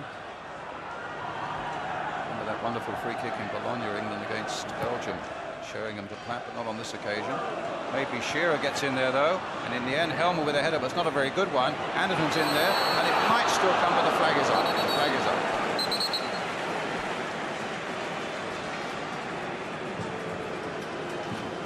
If we're going to get anything tonight, you do feel it probably will be from a set piece. We've already scored one goal, and I didn't think maybe just offside. It was very close, wasn't it?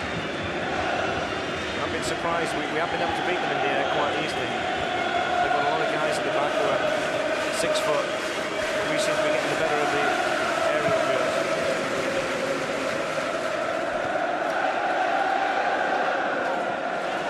Platt to Anderton. Adams half came for it, knew he couldn't quite get it. Kunz got there before him. Reuter.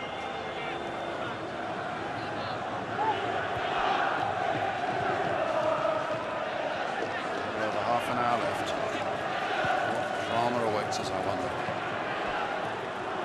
Elmer.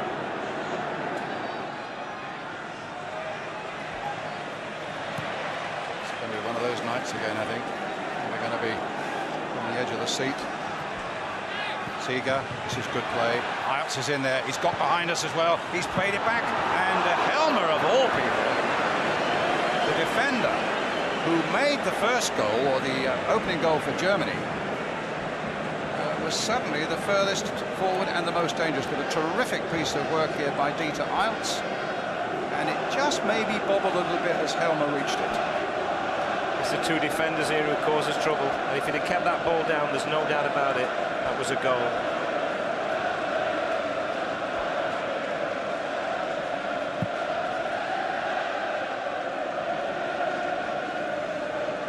Bounced all the way to Shearer.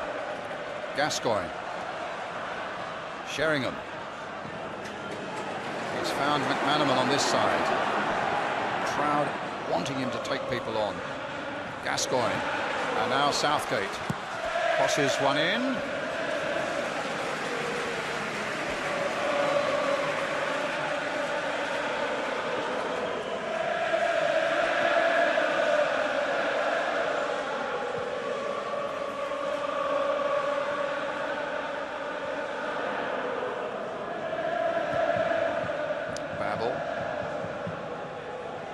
Challenged by Gascoigne.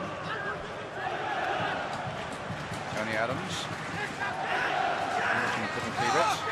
And the ball just goes fractionally out of play before Gascoigne can hold it in check. Now, what does he do next? Well, it's a difficult one. And whatever he does, he'll either be a hero or a villain. I think he's got to change something. Well, here comes Sammer forward again. He's played a nice ball here for Ziga. Good play by McManaman. Crowd enjoyed that. And England needed it too. Ince, oh my goodness, I thought he'd been put in trouble for a moment. Sammer playing it in again, knocked down again once. Oh, it's England to get it away. Ince driving forward again, the free kick for the foul by Scholl.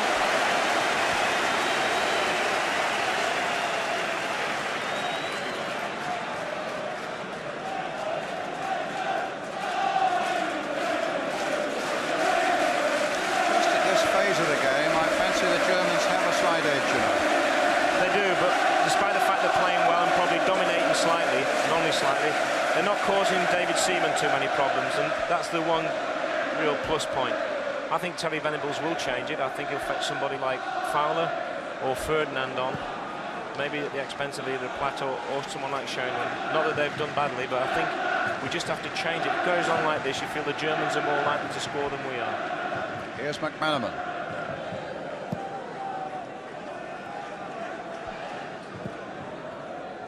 Up to Shearer. Oh. Boot was flying high there from Helmer, but the referee's played an advantage, and Anderton tried to make the most of it, but he's got Sammer to deal with, and also Ziga, and there was a delightful piece of skill there between the two Germans. And Sammer throwing the ball right across his own penalty area. Many a manager wouldn't be happy with that, but it's picked up on the far side. And now Babel can make a run, but no, he can't because the whistle brings him back. Free kick to England. Gascoigne over on that far side. Four men in these grey England shirts on the edge of the box, now joined by Sheringham. McManaman back to Shearer, Sheringham, Anderton, all there, joined by Tony Adams now. Wants a good delivery from Gascoigne.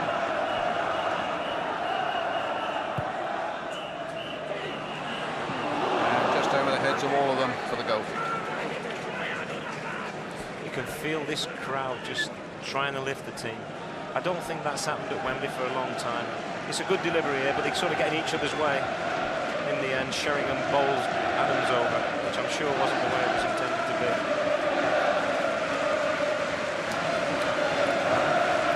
Night off from politics.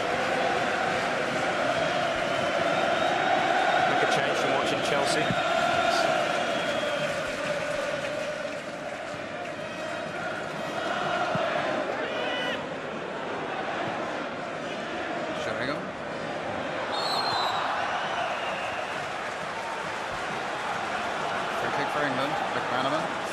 Taking it quickly. Gascoigne said, no, hold on, don't need to do that. Now Gascoigne takes possession. Nice turn. Did he get through? Oh, this is a great little run. Can he finish it? He's crossed it in beautifully. Oh, roared the crowd as that and Shearer and Sheringham were all virtuoso glimpse of Paul Gascoigne. McManaman now. Ince.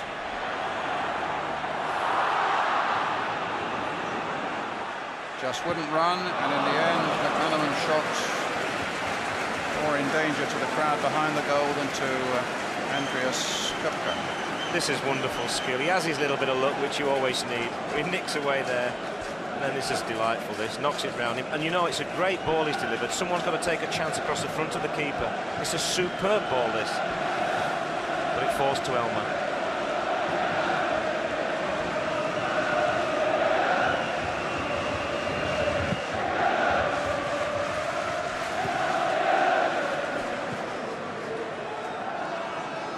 Germany's ball.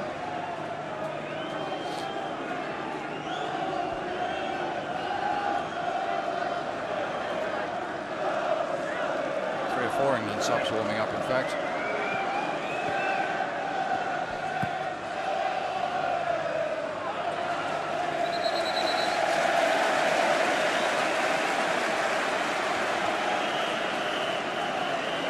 Here's Ince.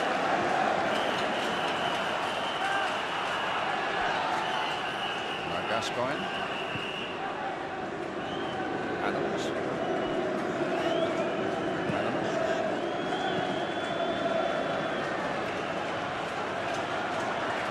What's he doing right back there, Teddy Sheringham? Inside his own half. Anderton. It's not a problem in being back there, providing someone like Adams or Southgate is going forward, like Elmer and Sanadu, but it doesn't happen for us, so it's through back. Shearer with the cross. Sheringham and Platt trying to reach it, so Sheringham had got forward quickly enough. And now Gascoigne. Can we find another bit of magic here? A little shimmy, a little dummy, and then a simple pass to McManaman. Platt won't get to that. McManaman will to that, though. Adams.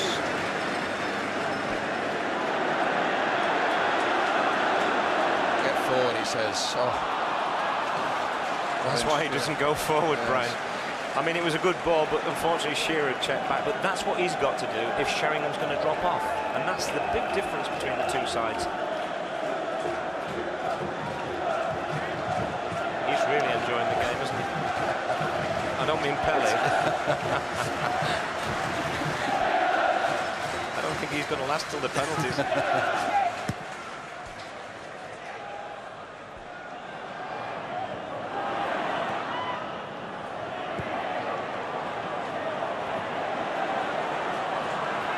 For some. And now for Iles.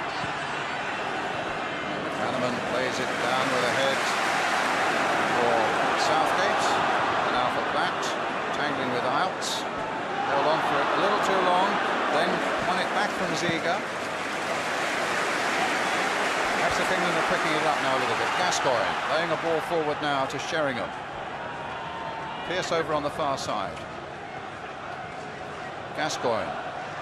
It's a foul, pulled down by Muller. And the throw, or rather the kick already taken and found Shearer, being hassled by Babel, who wins and gets it away.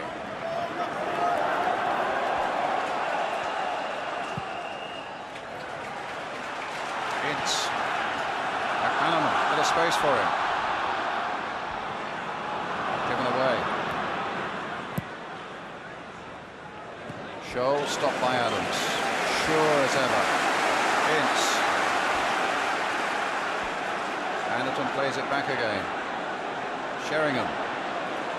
Pearce. There's space down that left-hand side. Ince. Territorial England having a good spell here now. Ince. Can he deliver the killer? There's the cross coming in, but Dieter Eilts getting it away for Germany, only as far as Stuart Pearce. Banged in again by him. Sheringham's on this side, and once again Eilts gets the ball away.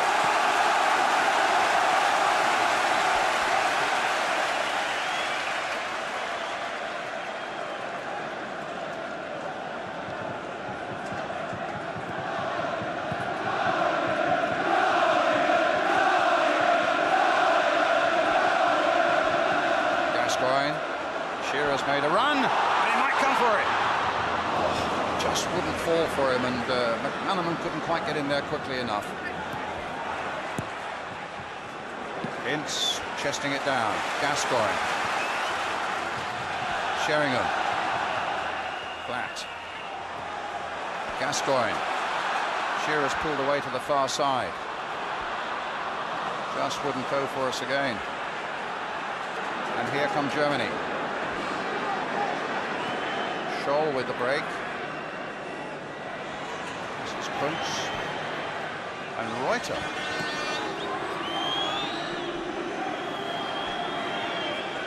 Muller's in there. Well, he just flicked it on. Kuntz had come flying in, but the flick on it, in fact, just put it over Kuntz's head. Goal kick to England.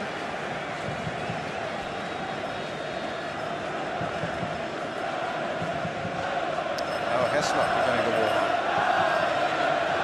Now, there is a canny little midfield player with a fantastic free kick and a lot of experience.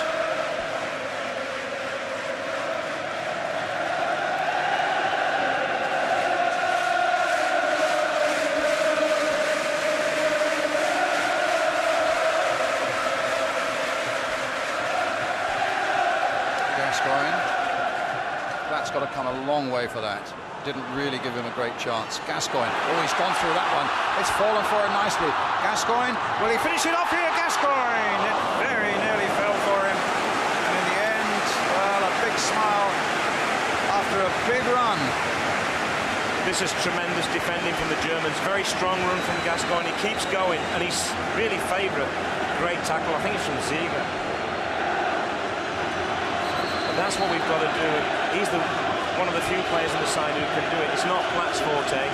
He's certainly not Ince's forte. I guess Helmer is injured. It's a great tackle. I mean, it's worth a goal to tackle like that. Maybe Bertie Volz will wait a minute now and just say, hey, hold on. Let's have a look at this. Well, he's got other defenders he might want to bring on. Bode is one.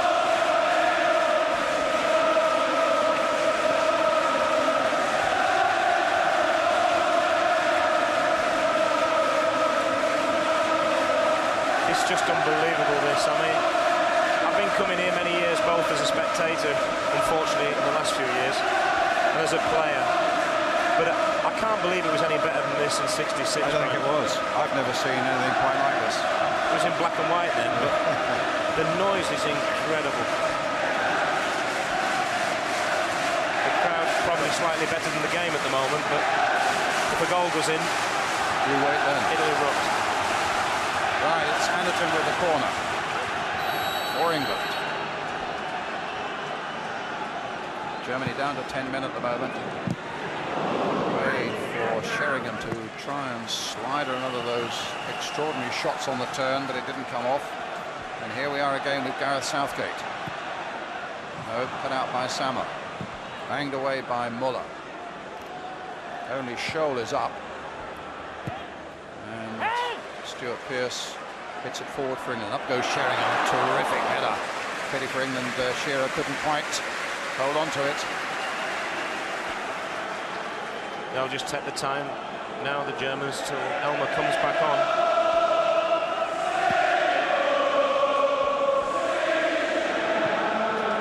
Southgate's header. Germany's throw. Kuntz with it. Two up and unders from the England players, and we've got Swing Low, Sweet Chariot coming from the crowd now. I don't think I've ever heard him in better voice. Freund's made a good little break here. Kuntz. Oh, that's a free kick. Is that a yellow card for Gascoigne? It is.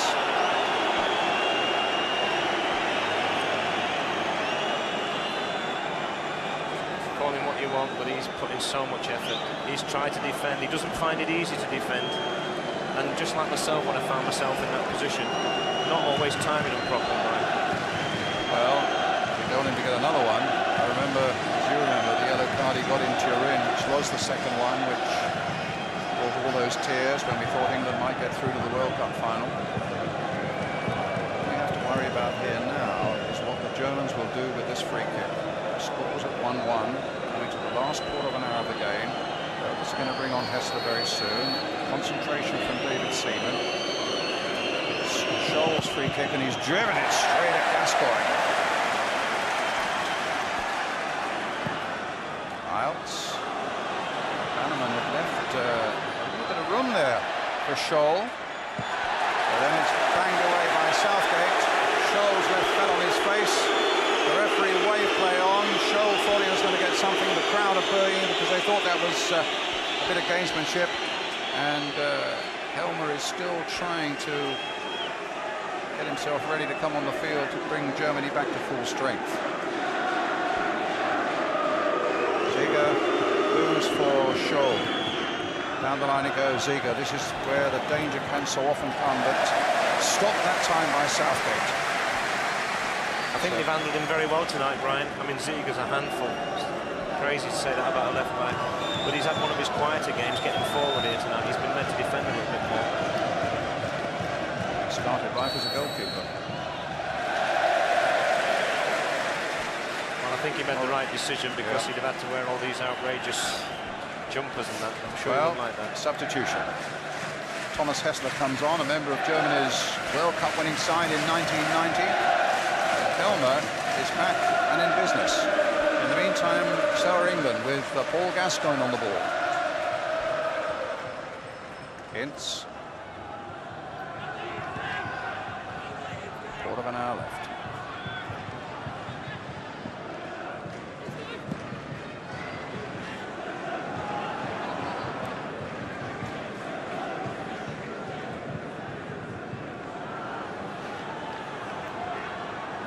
Sheringham is still waiting to get on. He didn't actually quite make it onto the field of play.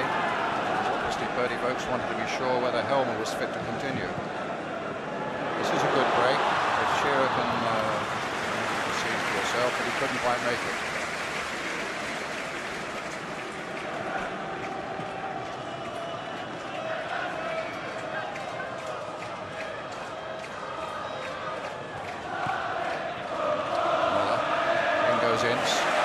Sturdily winning it. Sheringham trying to find Shearer. This time he does. Shearer takes it nicely on his chest. He's got some support up as well. But then a slip by Sheringham at the crucial moment as Platt came also flying in. Gives Germany possession and Germany's throw. I think what every young player should see in Alan Shearer is someone who knows his strengths and doesn't try to do things he can't do. Many, many times he gets in wide positions and he doesn't want to beat the man, he just wants to beat him with the ball. And that wasn't a bad cross there. Scholl goes off, Hessler comes on. I think this is a positive move by the Germans. I mean, Hessler just like to get forward. As you said, he's got tremendous from free kicks. If we can see free kicks just outside the box, we are in real trouble. Here's Platt.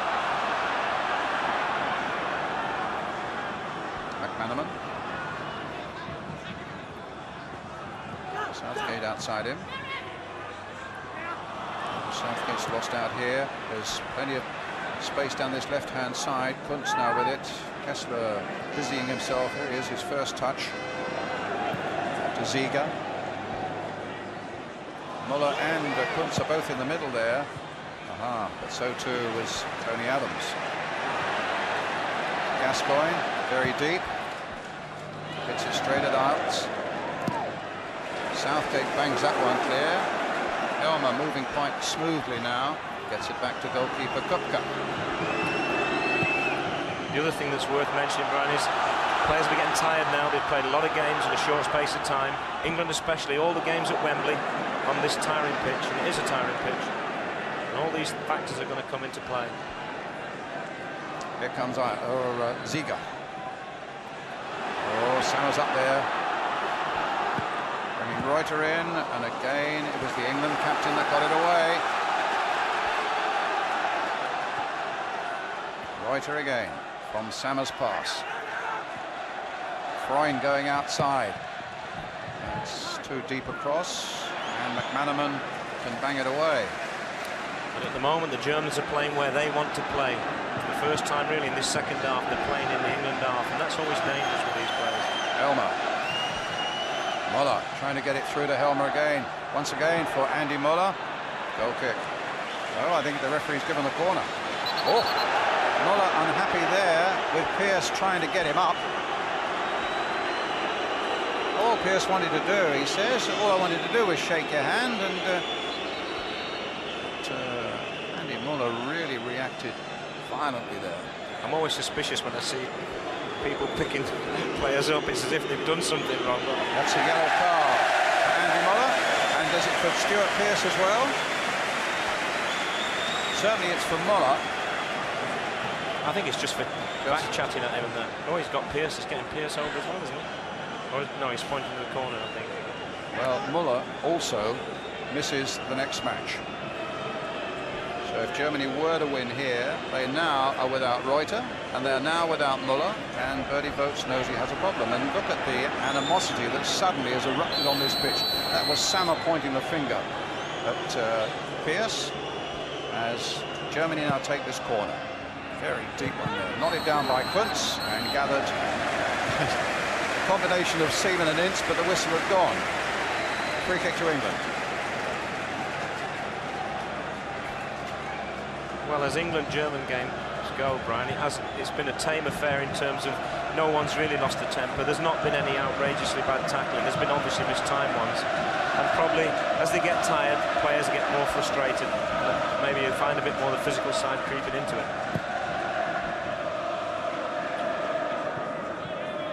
McManaman.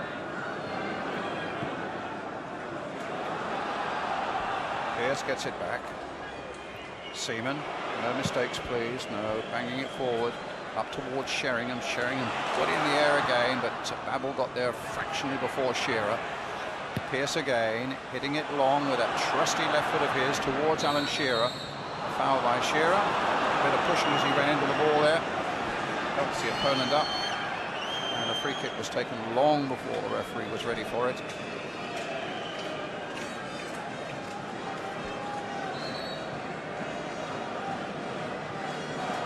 What the chances are of this going into extra time, and for the first time in the championship seeing this sudden death goal. I don't know if I can stand it, Brian. I don't know how people are going to react. If it's England, I can guess, but I don't know what to expect. I don't think anybody does. Sheringham.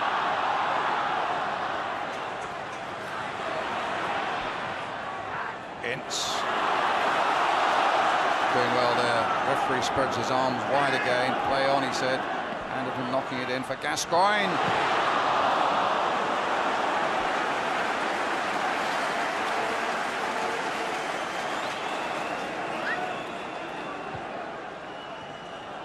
Freund. That's into Iltz.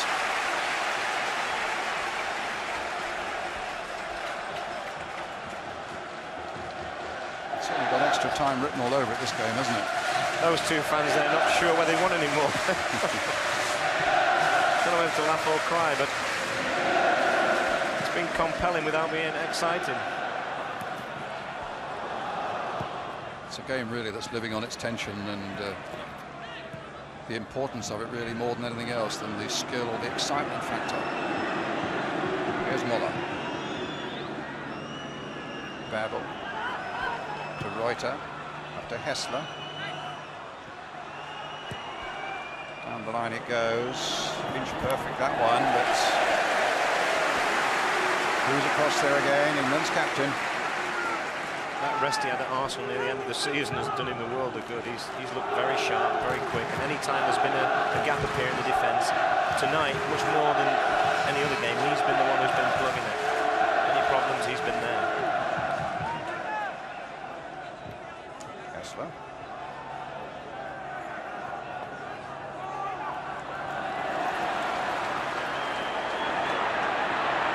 Anderton, a bit of cheek and a bit of nerve, and a pass that doesn't quite find McManaman. But McManaman made sure that he found it and then gets a free kick. That's a foul by Ziga. He's got to be careful too, Brian. Yeah, he's on a yellow card.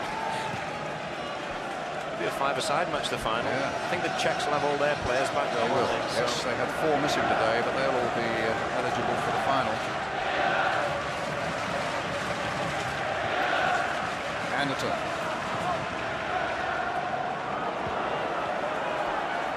Shearer out, or rather Sheringham pulled out there, and has found Gascoigne again, tries to get Shearer away. Babel's there with him.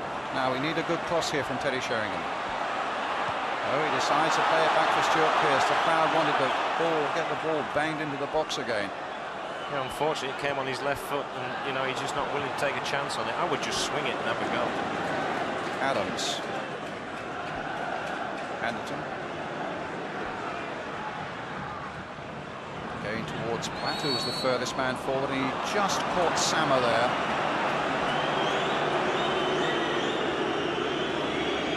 And Muller's saying, look, you booked me just now for a similar thing.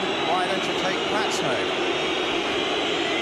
Tell you what, he is running a dangerous game.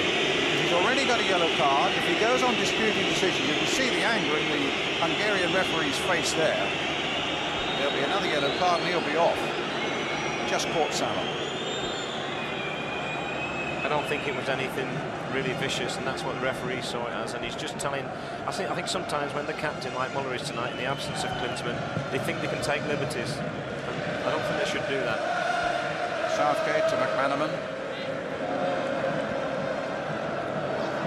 Spellman.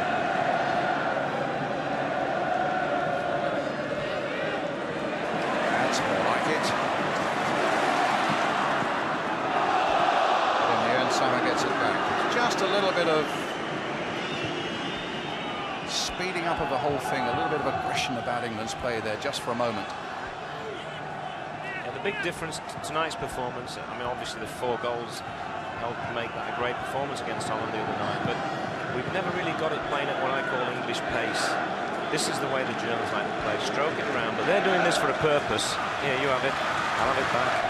But eventually, they'll look to get men like Sammer forward. When we do it, we haven't really mastered that art yet, not for me. And here is Sammer. Plays it short for Babel, then plays it long into no man's land. Let's see what England can do now. Pearce. Inside the last 5 minutes, as you can see, just about 4 minutes to go.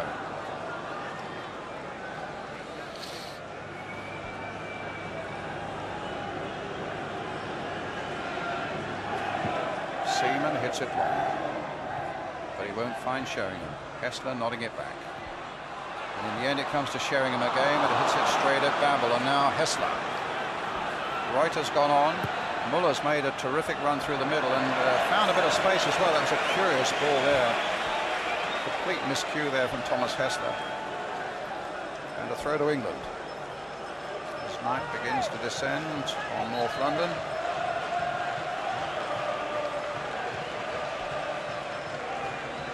Just what twists and turns remain before this evening is over.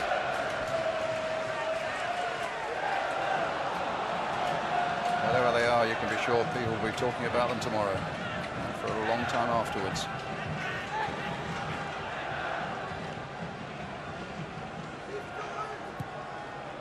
Look at the space here now for Sammer to exploit. Hessler wants a bit of the action and gets it. Elmer's here, and outside him is Ziga. Ball just checked enough to fool Kuntz and enable Adams to get in. McManaman.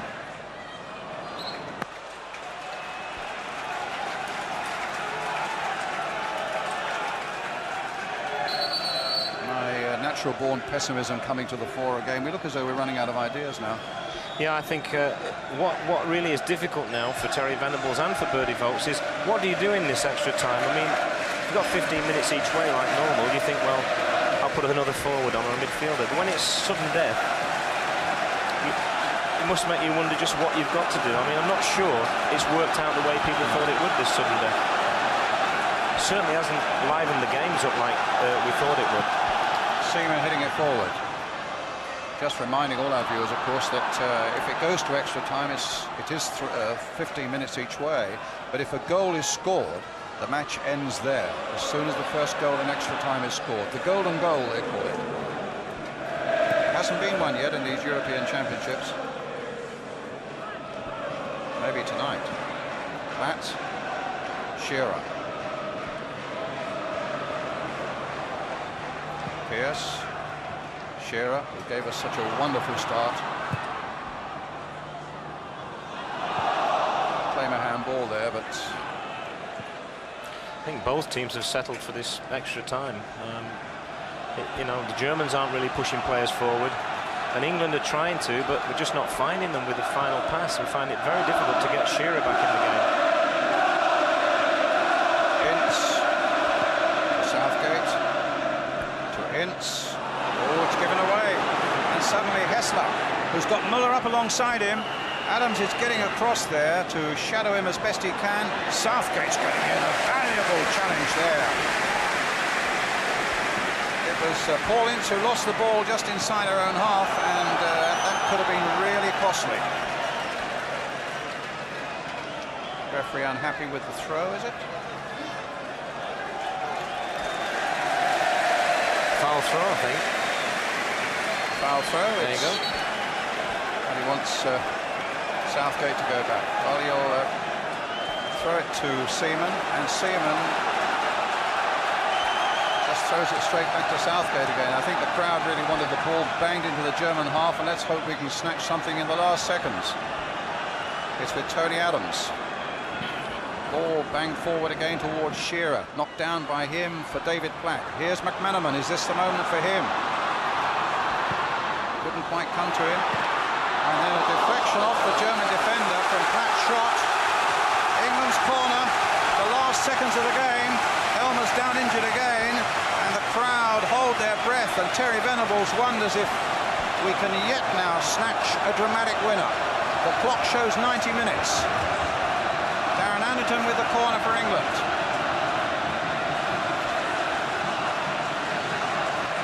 Germany back, every man in the penalty area. Up goes Southgate, knocks it in again. A miscue though by Iltz, but Sammer with a little touch releases Hessler. Or rather Kuntz, and Ziege well offside. The referee decided England possession, the game goes on. It's with Gascoigne, referee looking at the watch again. There's the final whistle, or at least the whistle at the end of 90 minutes, and we're going to go into extra time. That's the situation here at Wembley. We await now extra time. 1-1.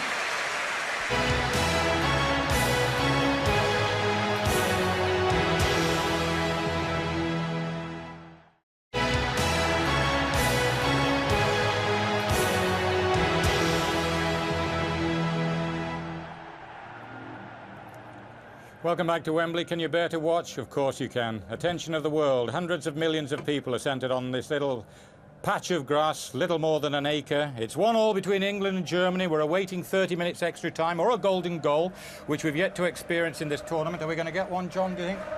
It would be nice if England could do it, but I think England played better in the second half. I thought they were the better side. Neither team really looked like scoring, but I thought that Germany, they talk about England running out of ideas. I thought Germany were terrible in the second half. Jack? Yeah, I think England had the best of that half. I mean, the only problem is they're playing a little bit too much two-touch football and the ball's not moving quick enough. And you're not going to get through a German defence that you're allowed to get organised and pick up their positions and see what you're doing. And it's just a case of England putting the game together a little bit better. They've nearly got through with the odd 1-2, but by and large, it's been handled very nicely by the Germans. The problem is on the break. The Germans are always liable to break on you, and they've had the one best chance in that half, where they nearly made it. OK, well, is this going to be the first golden goal of the tournament? As long as it's England's, that'll be fine. Let's go back to Kevin and to Brian. Thanks again, Bob. Well, we don't know whether we're here for another half an hour or whether we're here for 20 seconds. We've certainly got a slight delay while some of the debris from the end of 90-minute drinks are removed from the pitch, the wrappings and so on. And Germany now get this first period of extra time underway. Remember, the first goal that is scored wins the match. And if none are scored in the 30 minutes of extra time, we have penalties. We really are into a no-risk situation for anybody. In fact, that's really what it's done. It's brought caution everywhere, hasn't it? I think it's had the opposite effect. It's something they're going to have to look at. I mean, this may change. We haven't seen a golden goal. Whoever called it a golden goal, I mean, it's only going to be golden for one of the teams, that's for sure. But I'm be interested to see what happens if England score. I know what's going to happen. But if the Germans score, there's just going to be silence in here, I think, apart from that far corner over there where the German supporters are.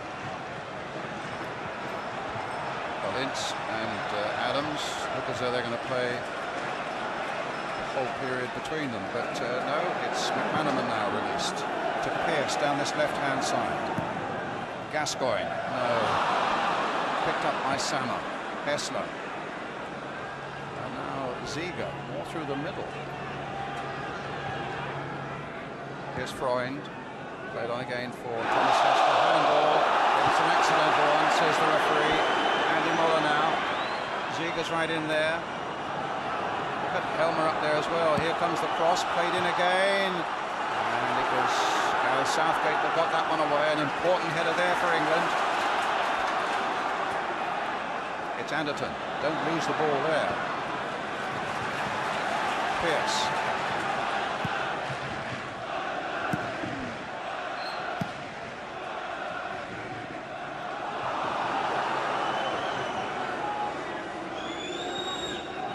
Free kick to Germany.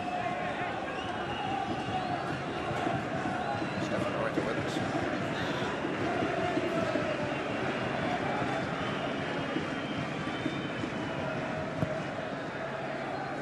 I know the prices were pretty steep for these matches, but there's been a lot of extra time in it, so people at least had a bit of value for money there. Gascoigne, Anderton, Gascoigne again, just ahead of him is Ince. Nice neat footwork there, quick feet there by Ince. Played down the line. And Anderton! Oh, he's hit the post! Oh, he'll never come closer, Brian. How unlucky can you be? They can't believe it, look. But they must believe they're going to get another chance. They mustn't believe for 1 minute that, oh, it's not going to be our night. This is a great ball from McManaman. And Anderton does everything right. But look, the thickness of the post. Well, here we go again. That time it was Sheringham, but Sheringham was stopped. And now there could be problems at the other end for England. Ajax. Kuntz waiting in the middle. Look at Helmer up here again. And Muller's in there as well. Right across the face, let England go. And Kuntz absolutely threw himself at it. Helmer's been a fantastic player tonight for Germany. Both in defence and coming forward like this so often. This ball's too good, Brian. I mean, it's just too good. The pace of it. Needed a little less pace, but he decided to blast it across. Right. Seaman with a kick.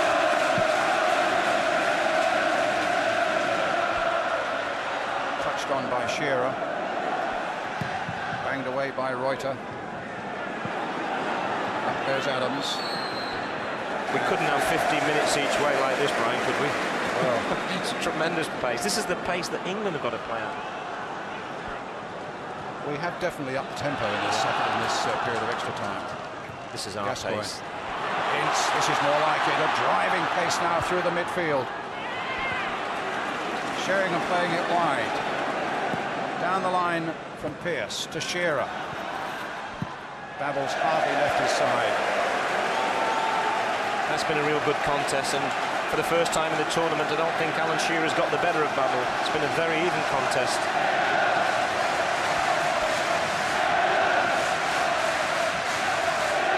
Crowder willing the ball into that German net. Pearce with the throw. Shearer knocking it on. The Germans didn't know where it was, and they still don't at the moment.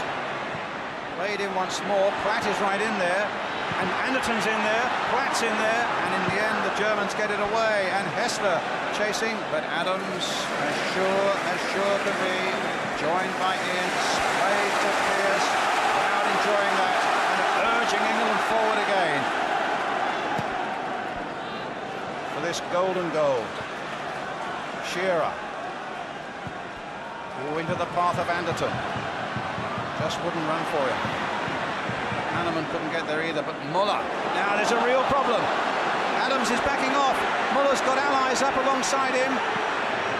And it's tipped away superbly by David Seaman. Well, Adams, I'm sure he made the right decision. He kept backing off. He didn't want to commit himself, but Muller's got a tremendous shot on him. And Seaman, you know that's not going to beat him. It's got to be right in that top corner to beat this fella the way he's played in this tournament. But a corner for Germany. Screw tightened again on England's nerves. Abel, the defender's up there. Elmer's up there. Kuntz is in there. Ziege, another tall fella's in there. Defend well here. Oh! No. Pushing. No, there's a pushing. It's not been given. It's not been given. There was some pushing, and the referee spotted it. The German jubilation has been cut short. The smiles are back on England's faces. Oh. Half the crowd have fainted here, Brian. It's a tremendous header. I can't see the pushing, but here we go. Yes, there's pushing in there, but not by the player who scored the goal. Kuntz it was who put it in. So it's still all to play for here. One goal disallowed, and Anderden's hit the German post. And here's Hessler. And now Müller. Played again there, and once again England, I think it was McManaman who got his head to it, and Kuntz who now picks it up, and he's got out. This is a good spell for the Germans. They've got another corner. Well, that typifies England's spirit there, because it was Steve McManaman, not renowned for his defensive headers, who saved the day there. But Muller's starting to run riot now. And, you know, it's about fitness. And I just wonder whether playing all these games at Wembley on this energy-sapping pitch is going to really be England's downfall at the end of the day. I hope not. Well, here's another corner, which Andy Muller's going to take. Terry Venables anxious, and every reason to be. Floated a long way in, but it over Ziege's head. And it's gone this time for the goal.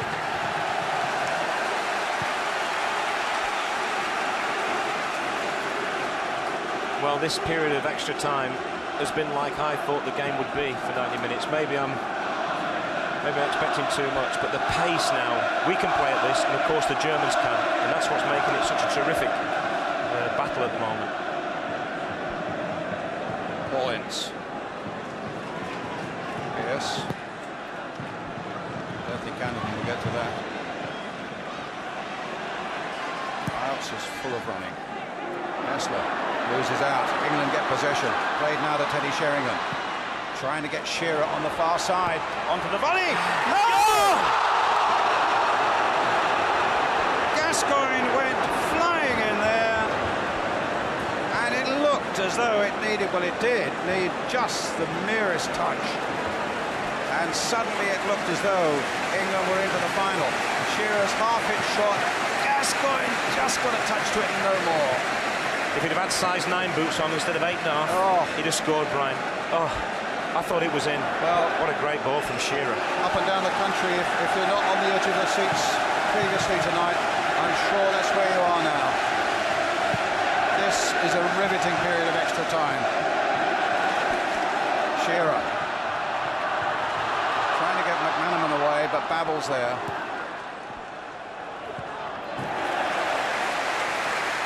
This is what they hoped would happen when they suggested this golden goal. Two teams, one getting the ball going at one team, and then the other one countering. And it just makes for fantastic. It's the first time it's really worked in this tournament. Chase is on, there's Helmer, but I think it'll go into touch for an England throw. Nearly 10 minutes of the first period of extra time gone.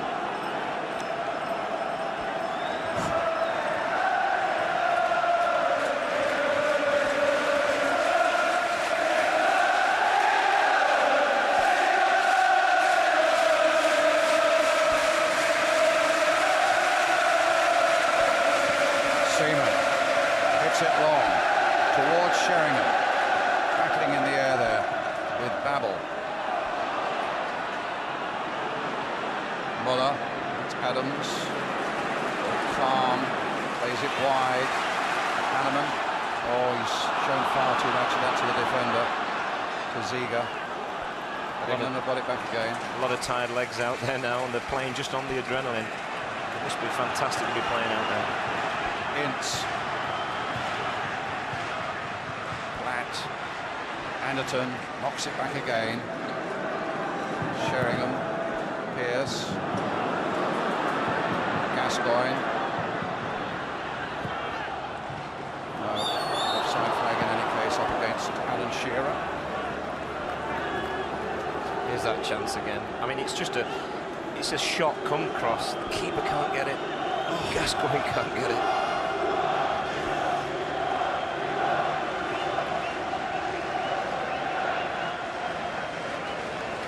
There are a few million feet sticking out in homes up and down the country, just urging that one in. I felt my groin go. I was stretching for him. It's a free kick now for Germany. We'll have to go in for treatment tomorrow.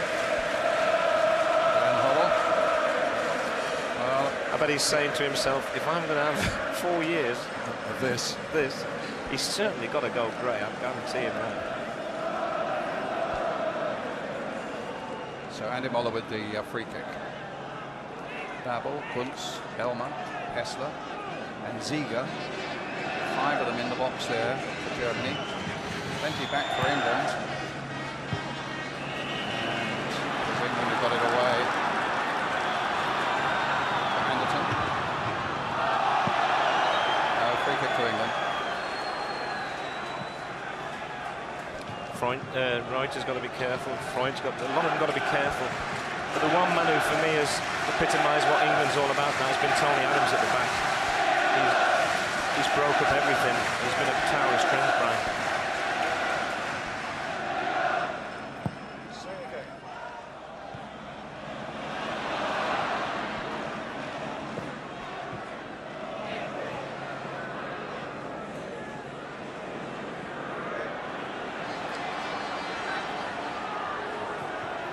Kuntz playing it down. Adams. Southgate threading the ball through here for Anderton. Pierce outside him. McManaman inside. Adams. Southgate. Gascoigne. Gosh, he was just a stud length away from all the headlines tomorrow, this guy's Shearer. Might still get them. But here's Reuter. Hessler. Muller. He's the one who worries me more than anybody, and Sammer had made it. Look at Sammer right up there. But now, if we can counter-attack quickly, Sammer's gone well forward. Shearer and Sheringham and Gascoigne and McManaman are up there. And the ball ricochets to Shearer, and now to McManaman, and now towards Gascoigne once again. Anybody who questions this guy's fitness, Brian, he's made some great runs in this extra time, and he's again he needs Adams' legs on the end of those that backside of his. He's not far away. He's not as close as last time. It's a great ball in from McManaman. But he's really covering the ground, isn't he?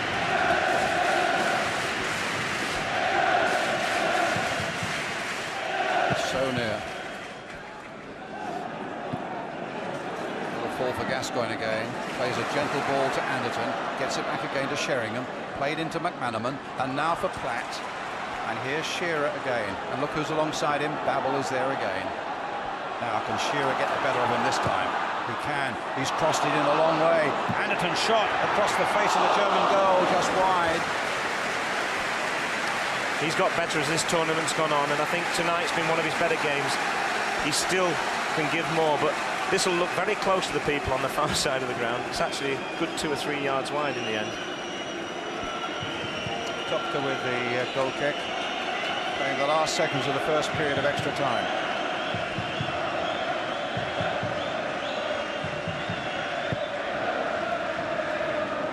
Anderton's header. Gascoigne. It's no foul. Anderton gets in there. That's the sort of spirit. Half-time whistle's gone. 15 minutes of extra time still to go. Still no golden goal. And, well, just what agonies Terry Venables must be going through.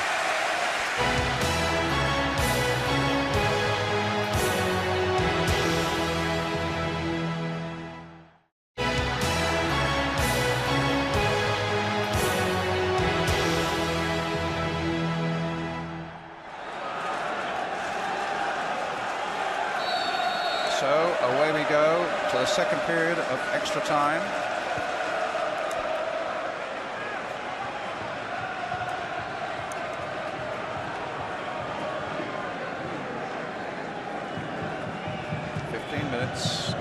Separating us from another penalty shootout. Another penalty shootout against the Germans, which we had, of course, in the 1990 World Cup in Turin, which the Germans won.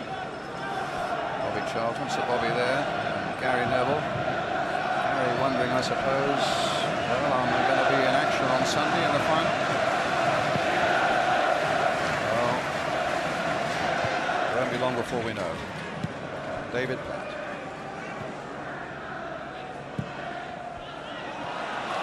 Ajax needs to be held. Yes, Helmer again. Ajax. Ziga. Played in again to Muller. They've got to watch him. Oh, Ajax! Rather, Ziga was right through, and this is terrific football from the Germans. Right. I mean, it takes two to make a game, and in this period of extra time, you're seeing two sides totally committed. Watch this for football. You've got to remember, these players have been playing now something like maybe 110 minutes. Look at that. That was as good a move as they've made, and as good a chance as they've made, actually. Oh, it's given away by Southgate. My goodness me. Adams was to his rescue there as Hessler came flying in. Adams playing it back to Seaman. He can't pick it up. Freund with a header for Germany. Ajax. In steps Adams. And now Sheringham. And now Anderton. Adams again. Finding McManaman. Anderton racing for it, but Ziga will get there before him. It's a German throw. Just a quick cautionary word from the referee to McManaman. Ziga with the throw back to goalkeeper Kopka.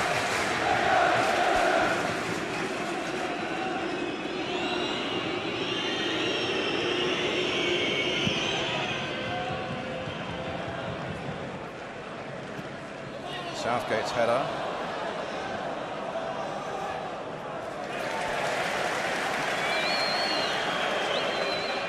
I think Kuntz has done a very good job in the absence of Klinsmann. He's not a Klinsmann, that's for sure, but he's run every blade of grass on this pitch in the course tonight. And of course he's got the goal that keeps them on level terms.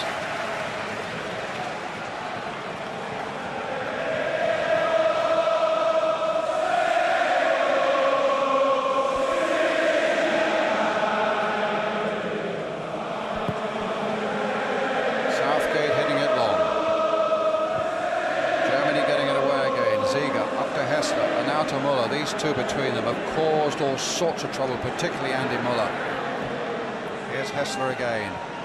Compact little player. And of course he's got a pair of fresh legs as well, which is something, you know, we've kept the same team on all the time. Southgate got in.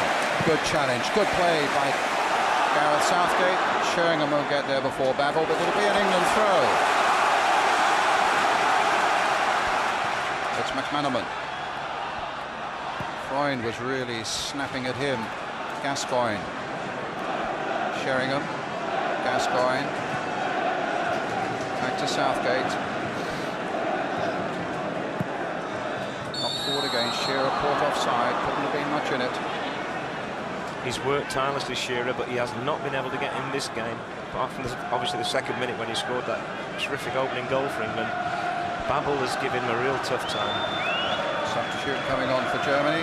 So number 3, Marco Bode, who's well, Helmer's going off. Bode, who's Werder Bremen defender, 4 caps to his credit. A good, strong central defender. Helmer's been terrific though, hasn't he? I was going to say, he may be good, he may be strong. He won't be as good and strong as this guy going off. He has. Remember that tackle where he got his injury? That's as good as a goal. Defenders have got to do that, but he's been tremendous tonight. Not just defensively, he's made a goal, he stopped a goal, and he's been very adventurous for a defender. So Bode's on. Southgate just stuck a foot out. Sets McManaman on his way. And Berda's first job is to obstruct him. That's surely a free kick. No. Oh, that surprises me. I think the referee's done well, but I think he was wrong there. Well, he's human, Brian. He's going to make mistakes, and I'm for sure he made one there. But he's allowed this game to flow. Biggest problem in the players at times haven't let it flow, but certainly this extra time has. Ince. Cracking run again. Freund is being called to him. I think he's got to make allowances in this period for players being tired. Normally that's a booking, but you know, I don't think there's any malice in that challenge. A free kick for England. Paul Gascoigne with it. Stuart Pearce has gone up on the far side. Filled in and flicked on. Flicked on a second time actually by Teddy Sheringham, got the second touch. Back the first. Back goes Stuart Pearce to defensive duties. You always feel all night that England have been superior from set pieces, but this is just unlucky. I mean, there's nothing Teddy Sheringham can do about that. Just hits it. We're heading towards penalties, Brian. There's been no golden goals yet.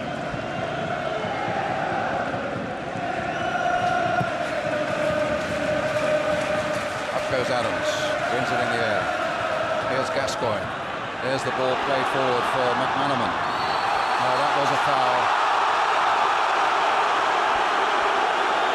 You try telling those 80,000 supporters it was a foul, though. They think it was a fair shoulder charge. Let's see if they were right. Bit of pushing and shoving. 6 of one, half dozen the other, actually. But free kick given. Used to be a shoulder charge in the old days, that, Brian. Sama will take it.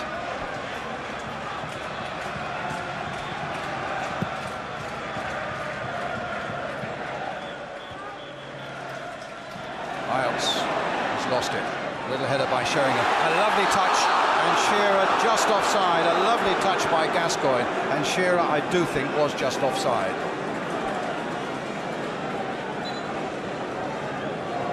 One in the first place by Sheringham, picked up very quickly indeed by Gascoigne. But now England need to be backpedaling now as Sama drives this free kick towards Hessler on the far side. Shaken off Anderton. Here's Sama. Need to get to him fairly quickly. This could be nasty. Reuter.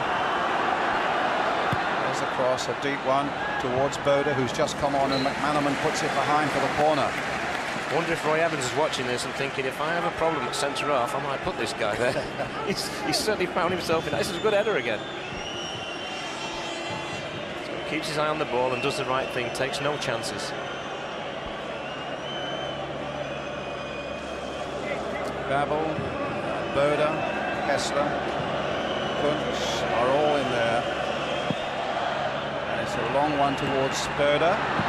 Shot on the turn, banged away by Paul Ince, I think it was. Oh my goodness, he hit a great shot on the turn, the substitute, Marco Boda. But Ince got in the way. I think Seaman was behind him. But England back on their heels again at the moment. One slip and it could all be over.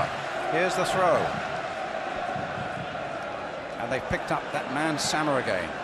Played wide again. The flag has stayed down. The cross is in. Stuart Pearce knocks it away. Really tense moments these now. Sama once again. Ince tried to get in there and just put him off enough. And Gascoigne finds McManaman, who now finds Shearer.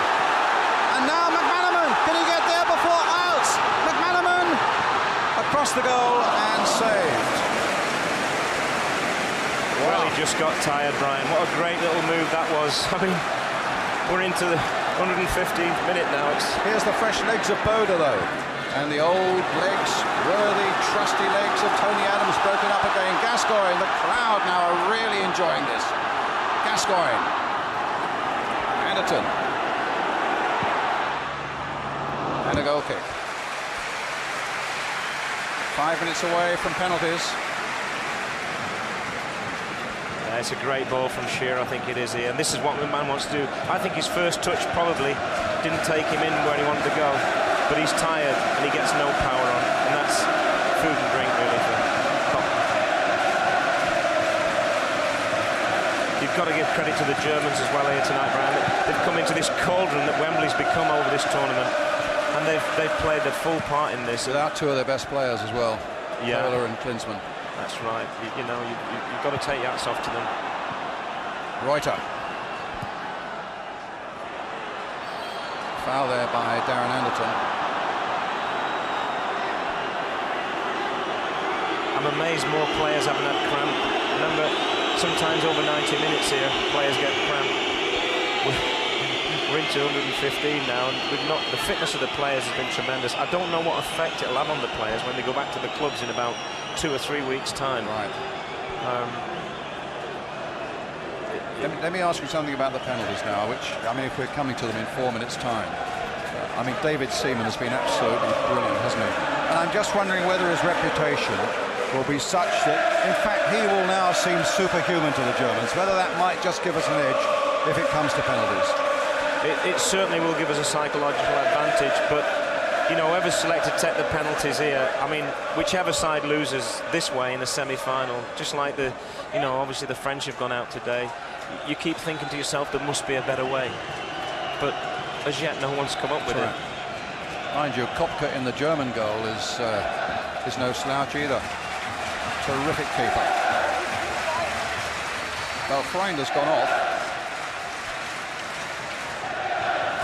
They're playing with 10 at the moment, but they've got a free kick. And Sammer's taking his time. He's floated it now towards Kuntz and Bode, both in there, but David Platt will retrieve it for England.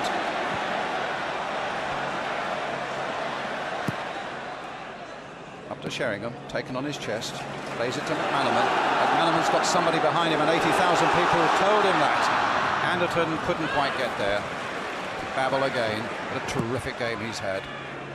He's been absolutely outstanding. He's been able to take care of Shearer as well as anybody can. Not to say Shearer hasn't had his moments against him, but he's also been able to tidy up as well. Tremendous for such a young player. Here's Pearce.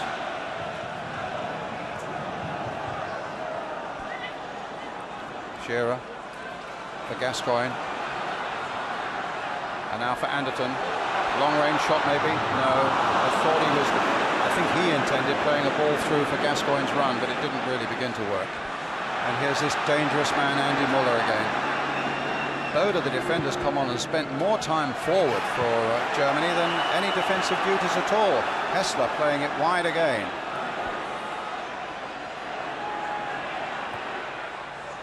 Offside surely. The flag had stayed down though. I'm not sure he was offside. I think he, unfortunately, the player, Bowden, thought he was offside as well and made no attempt for the ball. McManaman jinking, looking to try and get Ziege into a challenge, then finds Ince. Platt has gone wide. He's full of running. I thought he'd got the better of Sammer. He's given a corner, I think. Yeah, and a substitution's being made now. So the Germans now bringing on number 19, Thomas Strunz. That doesn't help us with Strunz and Kuntz on there, but we'll do our best. Well, Strunz was sent off a couple of games ago, so he's on now. Strunz obviously for Freund. And here's England's corner with the last minute or so of extra time. They've always looked dangerous from set pieces. Yes. Can we just find one here? Stuart Pearce driving it in. It wasn't a good one.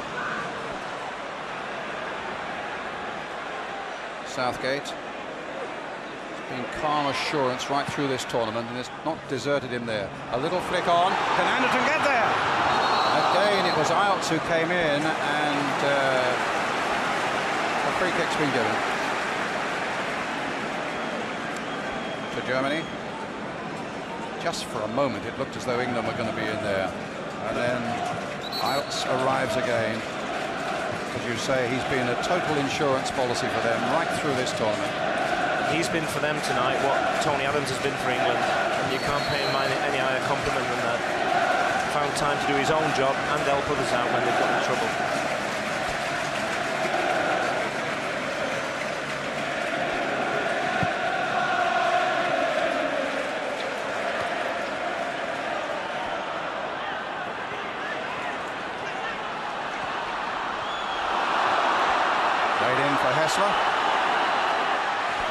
Don't let him get too close to goal with that ferocious shot of his. England get it away again.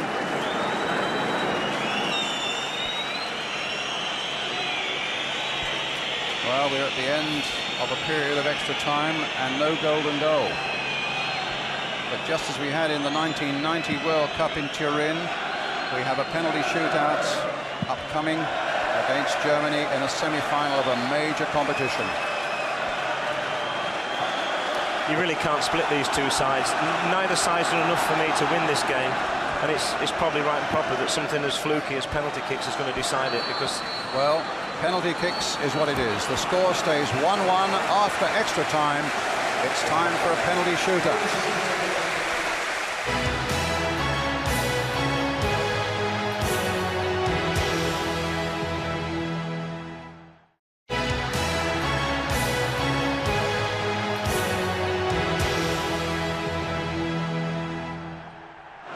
Strong nerves from now on, and that's for those of you at home, I'm sure, and certainly those of us up here, to say nothing of those fellas down there, as Andreas Kopka goes in to goal and Alan Shearer prepares to take the first penalty for England.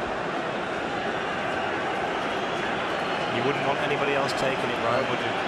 Kopka saved against Zola of Italy. Shearer has scored a penalty as well, so... 1-0!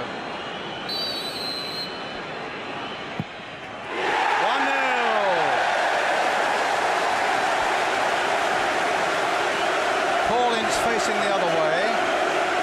Doesn't like to look. That's how it gets you. But then a terrific penalty there. Nerves of steel there. Perfect penalty from Alan Shearer. Surely, Brian, when they see this shirt in the goals as well, it must put you off. Well, he's a formidable figure, David Seaman, and it's Thomas Hester and the whistles and the boos all around the stadium. Hester, will his nerve hold? It certainly will. That took some doing. That really took some doing with that crescendo of booing and whistling around there. David Platt comes up next for England. This is how you've got to take penalties against him. Look at that. He obviously shut out all the noise as well, Kevin. That was a real pro in action there. He's been around. He's played in big games. He's won things. Well, David Platt now. Good penalty taker. Nice cool brain. Terry Venables has a little puff of the cheeks. And David Platt does the business. 2-1 to England on penalties. Another great penalty. Under pressure. Keeper goes the right way, but he can't get this one.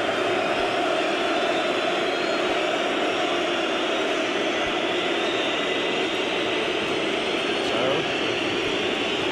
England leading 2-1.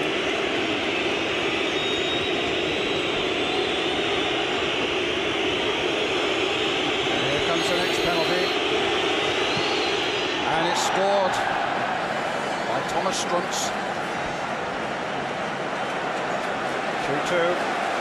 Another great penalty.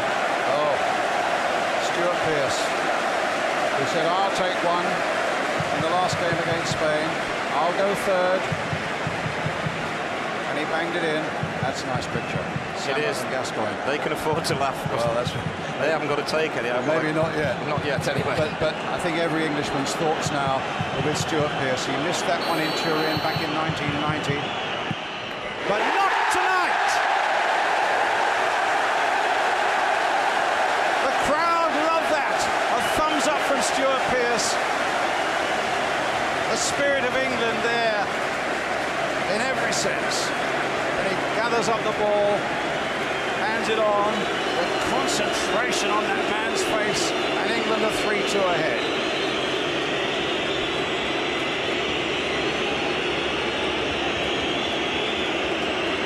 Next one up. It's Stefan Reuter. Already not able to play in the final, but a man of vast experience, whose nerves need to be strong here. And they were 3 apiece. There's some brilliant penalty taking here tonight. I know that's not going to console you. You want some brilliant penalty taking by England, maybe. He gets his hand to this one, Brian. Yeah, not so good by the Germans. Just couldn't keep it out. Though. Just touched it up into the roof of the net. Paul Gascoigne comes next. So very close, so very, very close with that touch that couldn't quite hold it. And Gascoigne himself so very close with that chance that came to him in extra time from Shearer's cross. Well, he's a man who seems to have no nerves.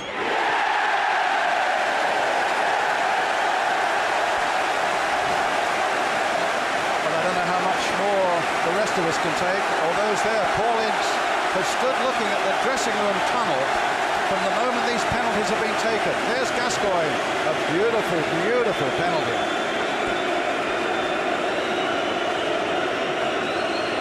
Just part of the day's work, he says. Christian Ziga, left-footed.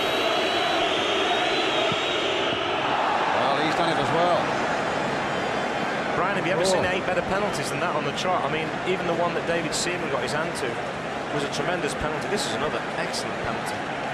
Ziga and Teddy Sheringham now. That's such a, oh yes, Terry Venables, the nation shared that moment of anguish with you when that one went in. So Teddy Sheringham. A long run, but will it be a successful conclusion? There's your answer. The pressure on Germany again. Can they find a 5th successful penalty shooter? As you say, the penalties have been of the highest standard imaginable. Couldn't place it better. Tremendous penalty again. You've got to take your hats off to these players. It's Kuntz who scored the goal for Germany to equalise the one by Shearer. Another left footer. Can David Seaman stop this one? No, it's gone to the roof of the net again. So we go into sudden death penalties.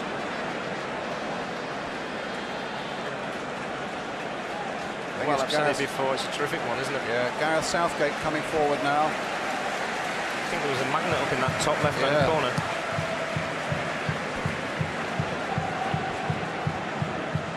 Well, he's only just recently forced his way into the England side, Southgate. Model, they call him, model at Aston Villa. He does everything right. Well, let's hope he can do this right as well. Saved it! Oh, my word. And Andy Muller, I tell you, the experienced Muller is the man who comes up to take the next penalty. It was hit far too close to Proctor, and suddenly England's dreams of European glory are beginning to fade, unless David Seaman can bring off another miraculous save, this time from Andy Muller. Don't worry about it, Stuart Pearce said. That's an Englishman creature. He's been through it before, he knows. He lost to the Germans in 1990 in a semi-final penalty shootout. Andy Muller against David Seaman. And the Germans go into the final, and England are out. The dream is over for England and for Terry Venables on a penalty shootout, and it's Germany who meet the Czech Republic in the final here on Sunday. Gareth Southgate's missed penalty. What a tough, tough business it is, and what heartbreak it'll be for that young man and for England players generally. Poor Southgate. The jubilation of the Germans. Once again, Klinsmann and Sheringham, old buddies at Tottenham, foes on the night, but friends again now. But a night that began so brilliantly for England and for Terry Venables ended so disappointingly. They're trying to console Gareth Southgate. Terry Venables is there. Don't worry, he said. Now, that's good management. Don't worry. Don Howe there with him as well, and Jurgen Klinsmann there as well. They're all pros together. Stuart Pearce, he was successful with his. But England, after such a brilliant start, Southgate being led by Tony Adams, towards the England fans. Come on, you've played really well. You don't deserve to go out in this fashion, but you have, and you've got to accept it. And now let's thank the crowd for what they've done. This team has taken this crowd with them. They've won them over, Brian. And I tell you something, they've put English football right back on the map, this team. Absolutely. I feel sorry for Southgate, but he'll learn from this experience. He's had a great tournament. So that's how it stands. England go out, Germany go through to meet the Czech Republic.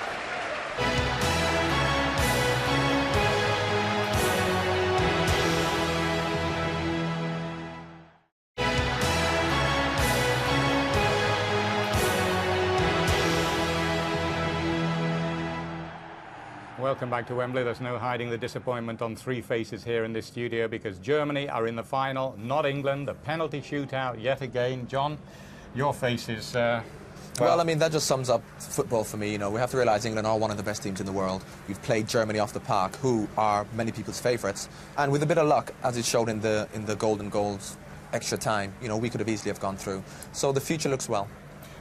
Jack, I think just before I go to you, Jack, I can hear that Gareth Southgate... No, Gareth Southgate's kick, Jack. That's what we're going to see at this moment. The decisive penalty here. Difficult for a boy to come into the team and had to take this penalty. Goalkeeper went the right way. The ball wasn't struck with enough pace on it. It was either going to be a placement by him and the goalkeeper tours the right way. You're absolutely choked, aren't you? I thought the lads deserved something out of their game tonight, and to go out on penalty shootout, it's okay, we got through one, but we didn't get through this one. And it was just sad. I mean, you've never seen better 5 penalties by the 5 English lads that stood up and did them in your life. Yeah. And the Germans at the same time, of course. But there's no disgrace in going out in a game like that. It was hard fought, they're good players, very competitive. And to finish on a penalty shootout, well, it has to be one or the other. So. Andy Moller took this penalty for Germany, John, and I mean, he's probably one of the men of the match, really. Well, he's the captain, and he didn't fancy taking a penalty because he wasn't in the 5, you know.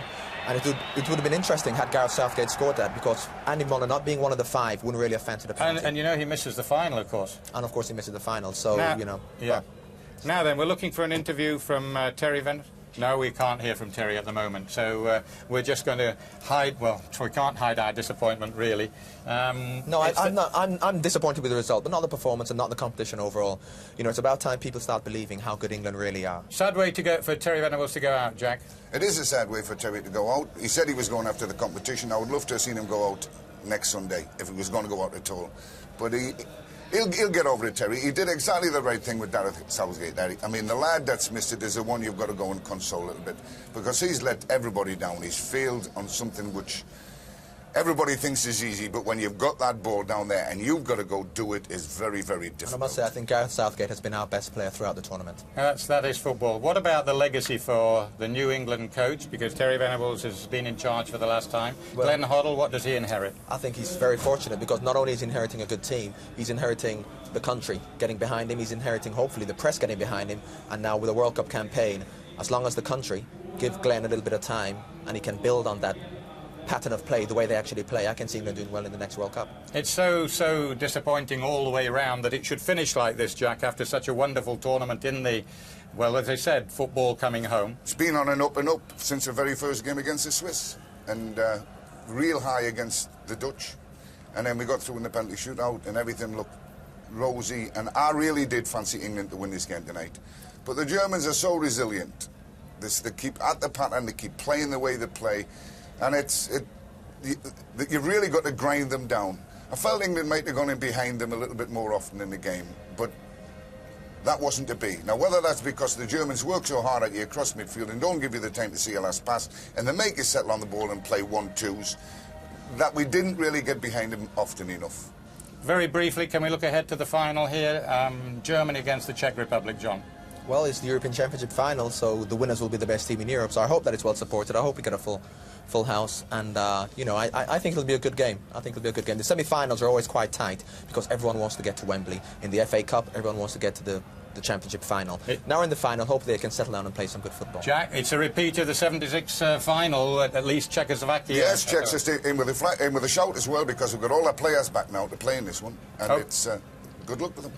Tonight for England, it's been a repeat of Italia 90. Only Germany stood between them and a place against the Czech Republic in the final. But it's been a tale of penalties again. This time, the agony belonged to Gareth Southgate. Kopka making the decisive save, and seconds later, Andy Muller made it 6 out of 6 for Germany. It's been an epic. But England are out of Euro 96. Bye-bye.